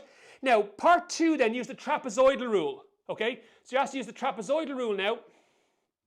All right. To estimate the area in there. So remember, your trapezoidal rule is on page 12 of your formula booklet, but it's not written in very simple terms. So that's how I would think of the trapezoidal rule. Remember, it's the width over 2. The width is how far apart the height measurements are made. All right? It's the first height plus the last height plus 2 times all the others. So in the case of this one here, there's the first height there. See it? And that's 0.5. That's that number there. There's the last height there. That one over there. That's 2.241. Okay, that's the last height. And then these are all the others in the middle, because the first and last heights, remember, are only part of one trapezoid. All the ones in the middle are part of 2. So this height here, for example, is part of those 2 trapezoids. That's how we count it twice, and we're getting the trapezoidal area. Okay, that this height here is part of those 2. But that one there is only part of this one, and that one there is only part of this one. So we only count the first and last heights once. The other ones we double. So I fill the numbers as the formula there. The first, the width is 1, because remember each of these are 1 unit apart. We're making measurements every 1 unit on the x-axis, so the width is 1. Okay, the first height and the last height are these 2 here. First height and last height, and then 2 times all the others. Put them to your calculator, it's like 6.995. Okay, 6.9995. If you were to round that off to 7, nobody's going to argue with you there. So it looks like the shaded area has an area of approximately 7. Okay, that's what they're using the trapezoidal rule. Okay, so that trapezoidal rule, it's on page 12, but it's a little bit hard to work. That's how I would remember the trapezoidal rule if I'm using it. All right? It then says use integration to find the true value. So you estimated the area there by using the trapezoidal rule. Let's get the true value using integration. So again, you'll notice here with the integration, it's another integral I'm trying to find here. Right? So if you think about that, we can write it this way, can't we? See the way it's the half, we can write that as 0.5 times e to the power of 0.25x. Right? That's why, because instead of writing it as over 2, e to the power of 0.25x over 2. That dividing by 2 is the same as putting a half in front, because now I can use number, function, bracket. Same thing we did earlier on, number, function, bracket. So the number stays put, the 0.5 stays put. Okay? The e to the power of stays the same. Page 26 will tell you that. And then we divide by the derivative of the power, we divide by the 0.25. That's where I got this integral here. Number, function, bracket. The number in front stays put. Okay, the page 26 tells me e to the power stays the same when I integrate it. And I divide by the derivative of the power. So if you're differentiating number, function, bracket, the number stays put. Page 25 will tell you what the function turns into, and you multiply by the derivative of the bracket. If you're integrating, the number stays put. Page 26 will tell you what the function turns into, and you divide by the derivative of the bracket. Make sure you got those in your head. All right? And if I sub the values in there, 0 and 3, I get 6.9634. So that's the estimate area using my trapezoidal rule. There. Okay, this one. Okay, so that's my estimate there using the trapezoidal rule. That's the exact answer using integration. And then to get your percentage error, just get the difference between them, which is this. And remember, to get a percentage error, express it as a percentage of the correct value, which is always the integration one. Okay, so in this case here, there's a typo there. That shouldn't be over the 6.995. It should be over this number here. There's a typo in the question, in the solution there. It's that number there should be the one that's below the line, not the 6.9995. Okay, I think everybody's tired at this stage here, so you might say that should be the integration value below the line. It doesn't make any difference. Okay? So that's the integration, and that's the last question. So I've kind of touched base there with every topic on paper 1. Right? So it wasn't designed to teach you anything. As I said, what I didn't want you doing tonight was trying to learn loads of new stuff. There's no value in doing that the night before an exam. Just go back to the stuff you know, nail it down, the little bits and pieces you're in your own head. Make sure you've got those basics. I think you'll see a lot of what we've done there tonight on the paper tomorrow. Okay, in various shape, fashions, or forms. It's the best you can do. There will probably be questions on the paper tomorrow that you haven't seen anything like them before. That happens every year. And they're the ones you guys freak out about. Just remember, if you haven't seen them before, neither has anybody else. Okay, you're not sitting a different paper to everybody else, so everybody be in the same boat you are. Just use the tools at your disposal. Do I recognize anything in there? Is there anything maths I can show them here? Don't be thrown by them. They can all be answered using stuff you have at your disposal. Just, it's a matter of thinking about it, not freaking out. Okay, so as I said, we've kind of gone through the approach for taking the paper here. Just Ron gave me a few things now here. So yeah, you can download, and I'll be doing the same now on paper 2 on Sunday. Obviously, we have a bit more time on Sunday because we've got kind of a full day. I'll be teaching the one on Sunday live from the Talbot Hotel in Stillorgan. So we'll be doing it face to face down in Stillorgan. If you can't make it to the hotel in Stillorgan, we will be streaming it live from the platform. We'll be streaming it live to the platform for our Grind 360 members, and streaming it on YouTube for anybody who's a free user, who's not part of the platform. So you'll have access to the one on Sunday as well. So you can download the notes for Sunday's Paper 2 class already in the news feed. Okay, so I'm actually going to go through the questions. I won't have the solutions there. I'll actually take you through the questions on paper 2. Obviously on Sunday we'll have a little bit of a post-mortem, a chat about what happened on paper 1. Okay, and then what that makes a bit more likely question. So it'll be the same as this evening, except on Sunday, if you want to, if you're a Grind 360 member, you can go onto the platform now and book your spot if you want to come along to the live class. Because obviously I'll be in the room. You can ask me questions to my face. If there's anything you're not sure about on Sunday, you can do that. If you're coming on Sunday though, the demand for the seats is pretty high. It's filling up very quickly. So I'd suggest you book your spot very quickly and come down early on Sunday morning to get a good seat. If you don't want to be in the nosebleeds at the back, if you can avoid it, all right? So the notes are available already. If you can't make it to Dublin for the class, we'll be streaming it live through the platform for our Grind 360 members, so you guys will be able to ask questions through the chat, and we're also going to stream it live on the YouTube channel for anybody who's a free user. Okay, that's kind of there. And on Sunday, anybody who's kind of doing the course, you'll obviously get printed notes to work from. If you're down the hall on Sunday, but the digital versions with the solutions will be going up on the news feed already. All right, and this class and the Sunday, they will both be put up onto the platform anyway, so you can have a look at them. I mean, again, I'm not sure if we put this one up now when you're going to get a chance to look at it. I suppose if you're not doing an exam in the morning, you might get a chance to look at this one tomorrow morning. And I suppose if you can't make it on Sunday morning, you might be able to watch it on Sunday evening when we upload them. Okay, so that's kind of as much as we're going to have a look here. So I've got a little bit of time left on the platform here. If anybody wants to ask me any other questions now, I'll hang around and throw my hat in the ring for them here. So James there was asking where the 0.5 came from. So the 0.5 there, remember James, the original function looked like that. So the original function was written this way. It was e to the power of 0.25 x over 2. I just said, look, I'll take that 2 below that. That's the same as having a half out here. Okay, and I just wrote that as 0.5 just to make it obvious. It's the number function bracket thing. Okay, that's how I do that. All right. So, Keane, that's a great question. Keane, what should I do in the morning if I don't have geography? Well, first of all, celebrate that you don't do geography. No, Tracy's going to hate me for that. All right. So, but I mean, what you want to do is what I kind of suggested here, that don't try and learn new stuff tomorrow morning. Okay, just pick a couple of questions. If you kind of say, look, when we went through the stuff here today, okay, I'm okay with my complex numbers. Most of that made sense to me. Okay, I'm okay with my calculus. My algebra sucks. So maybe just get your papers out and just go back to a couple of past exam questions on algebra. There's no point in kind of not working an exam question. Go back to some of the past exam questions on algebra. And don't feel the need to do the questions. Remember, as I said to you there, even just talking yourself through it. So how would I do that one? Okay, so what I do is square both sides. Okay, get the x by itself, find my values, okay, and then check my answers. Just talk yourself through them if you need to. If there's one you kind of say, no, I want to try that, try it. But don't feel the need to do loads of questions. You'll just wear yourself out before you start doing them for real in the afternoon. Just talking yourself through that stuff. But focus maybe on the stuff that when I was doing it tonight, it wasn't immediately obvious to you. I don't remember that as well as I'd like. I'll maybe just look over that if I get a chance tomorrow. Okay? You're all very welcome, guys. Thanks for that. Any last words of wisdom? Last words. I think my last words of wisdom will be on Sunday. Okay, remember, we've only half the job done tomorrow. But the key thing is that what I would suggest from tomorrow, and I'll kind of mention this on social media tomorrow anyway, all right? I'll give you my response to the paper on social media tomorrow. But I would suggest that I'm one of the only people you listen to tomorrow, because social media will be flooded tomorrow. You'll have everything from people saying that paper was absolutely impossible, I'm cooked, I'm going to end up working in Eddie Rockets, or people saying that was a doddle, that was too easy. Okay, and you have no idea what sense to make of that. It'll just be a kind of a flood of this kind of stuff here. Just ignore it. There's nothing worse than the post-mortem in the car park after the exam, where everybody comes out and says, you know, that, what did you get for answer 4? Did you get 23 or 24? I got 24. Are you sure it was 23? And your answer was like 487 pi over root 7. Okay, saying I'm completely cooked here. Don't go down that route, that post-mortem route. It accomplishes nothing.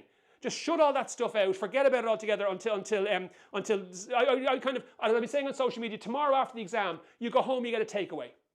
Or you buy a bag of your favourite paste on the way home, you put your feet up, you take Friday night off, right? Because you've done 3 days of exams, they've been very intense, you've got Saturday and Sunday to start ramping up again for the following week. You need a little bit of a treat, a little break to mark the fact you've got the first couple done. So do that, okay, on Friday, and ignore all the kind of social media talking about how good or easy or difficult the paper was. There's no way to predict that. The marketing will bring it all out. Just shut it out, nothing you can do about it, and start prepping then Saturday and Sunday for your exams the following week, all right? To get the percentage error there, Joe, people were asking, it's just whatever the error was divided by the accurate value, the true value. And in a question like that, the true value is always the integration value. Okay, so integration will give you the exact answer. The trapezoidal is the estimate. Okay, so that's the one that I'll be going there. Okay? Do I recommend looking at this video again tomorrow morning? If you can stand listening to my voice for 2.5 hours again tomorrow morning, Sean, you're a brave man, go for it. Okay, I don't know that I would. I think, you know, I've kind of talked to this stuff here. I'd say if you have a look through the notes again, maybe, that's fine. But I think, you know, listening to my voice for another 2.5 hours, I think that's a little bit much. Okay, particularly if you're going to be coming along on Sunday. But if you kind of feel that, look, yes, it highlighted a few bits and pieces, then by all means do so, if you don't have the exam in the morning. Okay, anything else coming up here? I don't have access to any easy ones here. Do I get marks for constructing root 3 without construction lines? You don't get marks for constructing anything without construction lines. Remove the arcs, lose the marks. So you have to show construction lines. So if you're just thinking about maybe drawing around your root 3 set square, no, you have to show some construction lines to get full marks. Okay? Hannah asked me there, how do you integrate natural log? The answer is you can't, Hannah. It's not on the Leaving Cert course. That's why there was no average value in the log function we did earlier on. Integrating log functions is not on the Leaving Cert course. So in a log function, he will ask you the rate because you can differentiate. He won't ask you the average value because that requires integration, and integrating logs is not on the Leaving Cert course at higher level. Okay?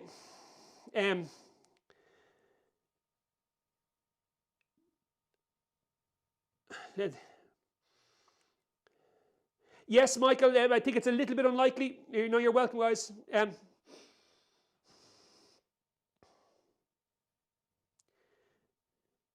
Absolutely. From now until the exam, Keen. For those couple of hours, yes.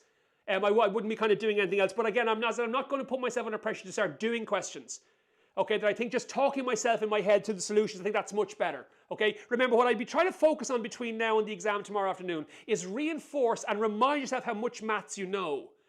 Don't start fixating and getting wound up by the maths you feel you don't know. Everybody does that now, so you're going in a panic tomorrow afternoon saying, oh God, I think there's a topic that I don't know very well. What if that comes up? I'm in trouble. I'm cooked completely. Okay, that's the wrong way to be approaching an exam. Tomorrow's an opportunity for you to show off.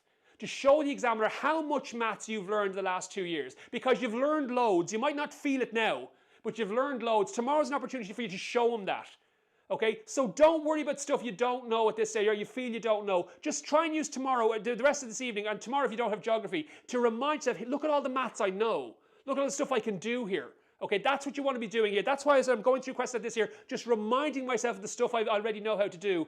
That's what I'll be looking at tomorrow. Okay, so I wouldn't be focusing too much on stuff that you're not too happy with. Okay, integrating it. So John asked me there about integrating a trig function. I'll actually be doing that. I think a trig function is a bit more likely to make an appearance on paper 2. It could be on the paper tomorrow, don't get me wrong, but I just think it's more likely to be on paper 2 because it was on paper 1 last year. But when you're integrating or differentiating a trig function, it's the very same idea, John. It's a number, function, bracket. The number will stay put. Page 25 will tell you what the sine or cosine turns into if you're differentiating to find a rate. Page 26 will tell you what the sine or cosine turns into if you're integrating to find an average value.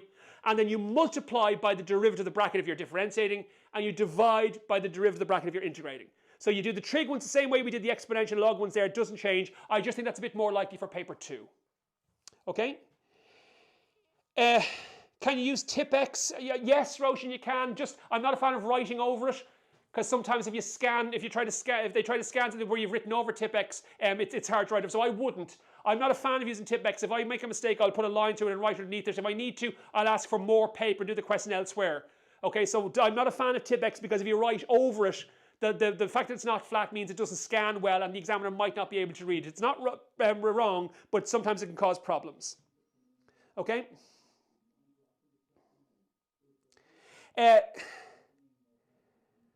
No, Aoife. I would say that's enough maths for one night, okay? I mean, I said, it's always that balance between, look, I want to try and do as much as I can to prep. What you need to do to prep is to get a bit of rest as well. And there's a limit how much maths your mind will take in. If you set that down and did another 2 hours of maths, I'd imagine maybe 15, 20 minutes of it will go in. The rest of it was wasted time. So you're better off again saying, look, I've had a look at some of the maths there. There's a lot of stuff, bits and pieces that I remember now that I wasn't so sure about beforehand. It's falling into place. I might look over 1 or 2 more of them in the morning when I get up. Okay, or during the morning if I don't do geography and just drop a little bit more into place. I'm not sure what the value is in spending the whole night doing more and more maths because there's a limit to how much your mind will take in. You just get too tired and you're not going to be able to take any more in. I'm not sure I'd do any more. Okay? Yes, Aaron, if you try a question more than once, they will mark every solution to any questions you do and they'll give you credit for the highest number, whichever attempt carries the most marks. So don't be afraid tomorrow to try a question a couple of times. Okay, you can't say, look, I tried that way, I don't think that's right, let me try it again with the same method, or let me try it again with a different method. The examiner will mark all of your attempts and you'll get credit for whichever number of marks is the highest. Okay? Yeah, yes, Dimitri, you can ask for rough work paper. Sometimes they don't have it. Same with the English exam. You know, a lot of people can say, can I have some extra paper to do rough work on? You can. I would just make sure that if I've got rough work paper, hand it up. Okay, what question you're dealing with, because very often what you guys scribble down in rough work carries marks. If you've drawn a diagram and you've filled angles in there, they're all worth marks, but if you don't hand that up, he never sees it. So I don't like rough work pages because the tendency is that you guys don't hand them up. I would actually put any of my rough work in the box so the examiner can see it, because very often it carries marks, you guys just don't realise that. Okay? Anything else? Sarah, again, if you're doing an extra question, that would depend on me how much time you've got. So obviously you don't have much time left, there's no point taking on a long question, maybe do a short one instead. But I think it'll be more based on my head. And remember, the only benefit of an extra question is if one of the questions I did as part of my 8 didn't go as well as I thought it did. So if you felt that there was a short question that didn't go maybe as well as you thought it did, I'd maybe try and do an extra shorter question as a backup. If one of the long questions kind of said, I'm not sure I did that long question particularly well, then I might try and do an extra long question. Okay, so it depends on how much time you've got, and also depends on which kind of question you thought was problematic, if necessary. You're all very welcome, guys. I'm glad to see you all here. You're very welcome. Appreciate that. Yes, absolutely. So Alex there asking a really good question. When do you use radians? That normally, Alex, it's specified that if you're dealing with trig functions, it'll be in radians. Right? Because if you're doing a trig function, he'll very often ask you to integrate or differentiate to find a rate or an average value, right? And the shortcuts for doing differentiation and integration only apply when the angles are in radians. So for when you're dealing with functions, it'll be in radians, and he'll tell you that. Like pi over 27t is in radians, okay? Degrees are used when you're solving diagrams. So you've got a diagram, angles of elevation, that kind of stuff, or maps on the ground. Diagrams of trigonometry will be done in degrees, functions will be done in radians, all right? So that's the normal distinction to make there. All right. Again, Lauren, I said I'm not a fan of you can ask for that. They may not have much paper spare. I don't like spare booklets like that because I think everything you write down the examiner sees. Because very often you guys don't realize what you're writing down is worth marks, and you're bringing it home with you. You're bringing half the marks home with you. Everything you write down, let the examiner see it. Let him decide whether there's anything of merit there. So even if the question's not correct, your rough work might carry kind of, oh, actually, he or she's identified that angle correctly. I'll give them the low partial for that. So don't, you can ask if you want to, but I don't personally do that. I think it's better let the examiner see absolutely everything, okay? Don't keep it to yourself.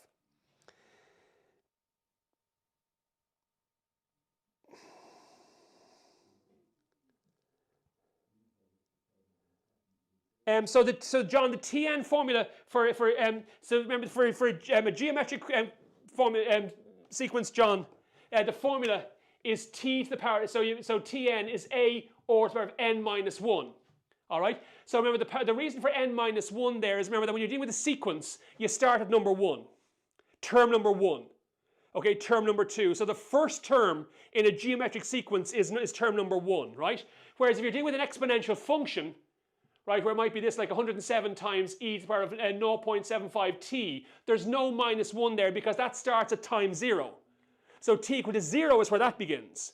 That's the reason for the difference. So sequences start with n minus 1 because that means that the first value is n equal to 1.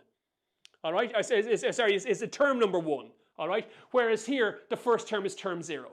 Okay, so t would be equal to 0. All right, and another way to think about that, remember that the first term there, let's say the first term is 5. Then if we're multiplying by, it's 10, it's 20. So you can see that number was multiplied by 2 0 times. You haven't multiplied that by 2 at all. That one was multiplied by 2 once. Okay, so the first term you've multiplied by 2 0 times. The second term you've multiplied by 2 once. So the number of times you've multiplied by 2 is 1 less than the position in the sequence. That's why you've got the n minus 1.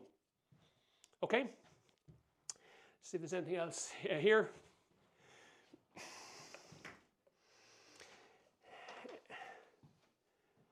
Yep.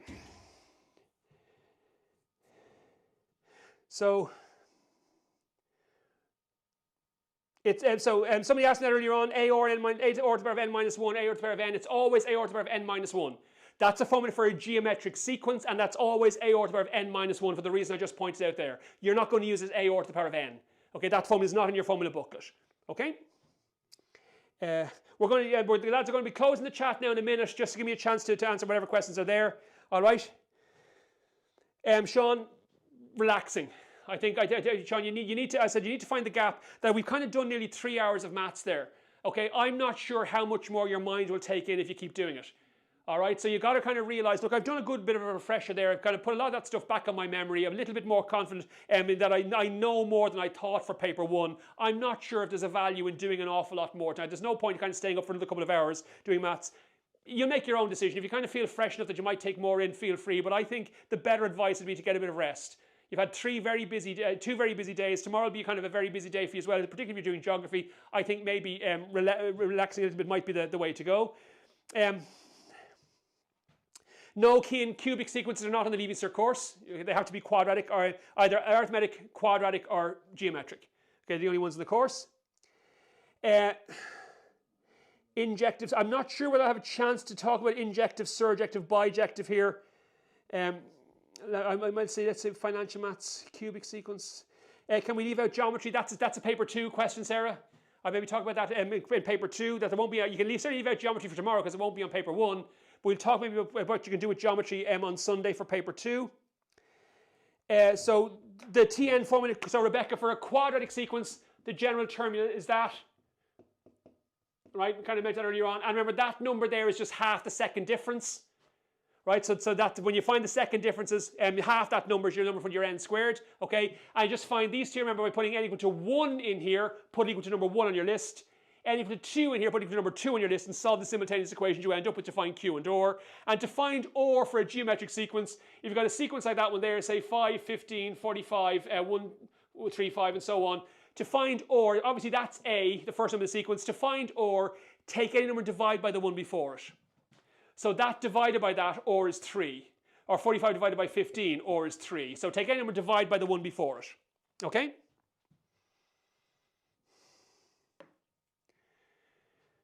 Okay, so they kind of shut off the chat there, guys. So I hope that was a little bit useful to you, and we kind of leave it at that at this stage. And I very best luck tomorrow, and I'll see you all on Sunday, I'm sure. Okay?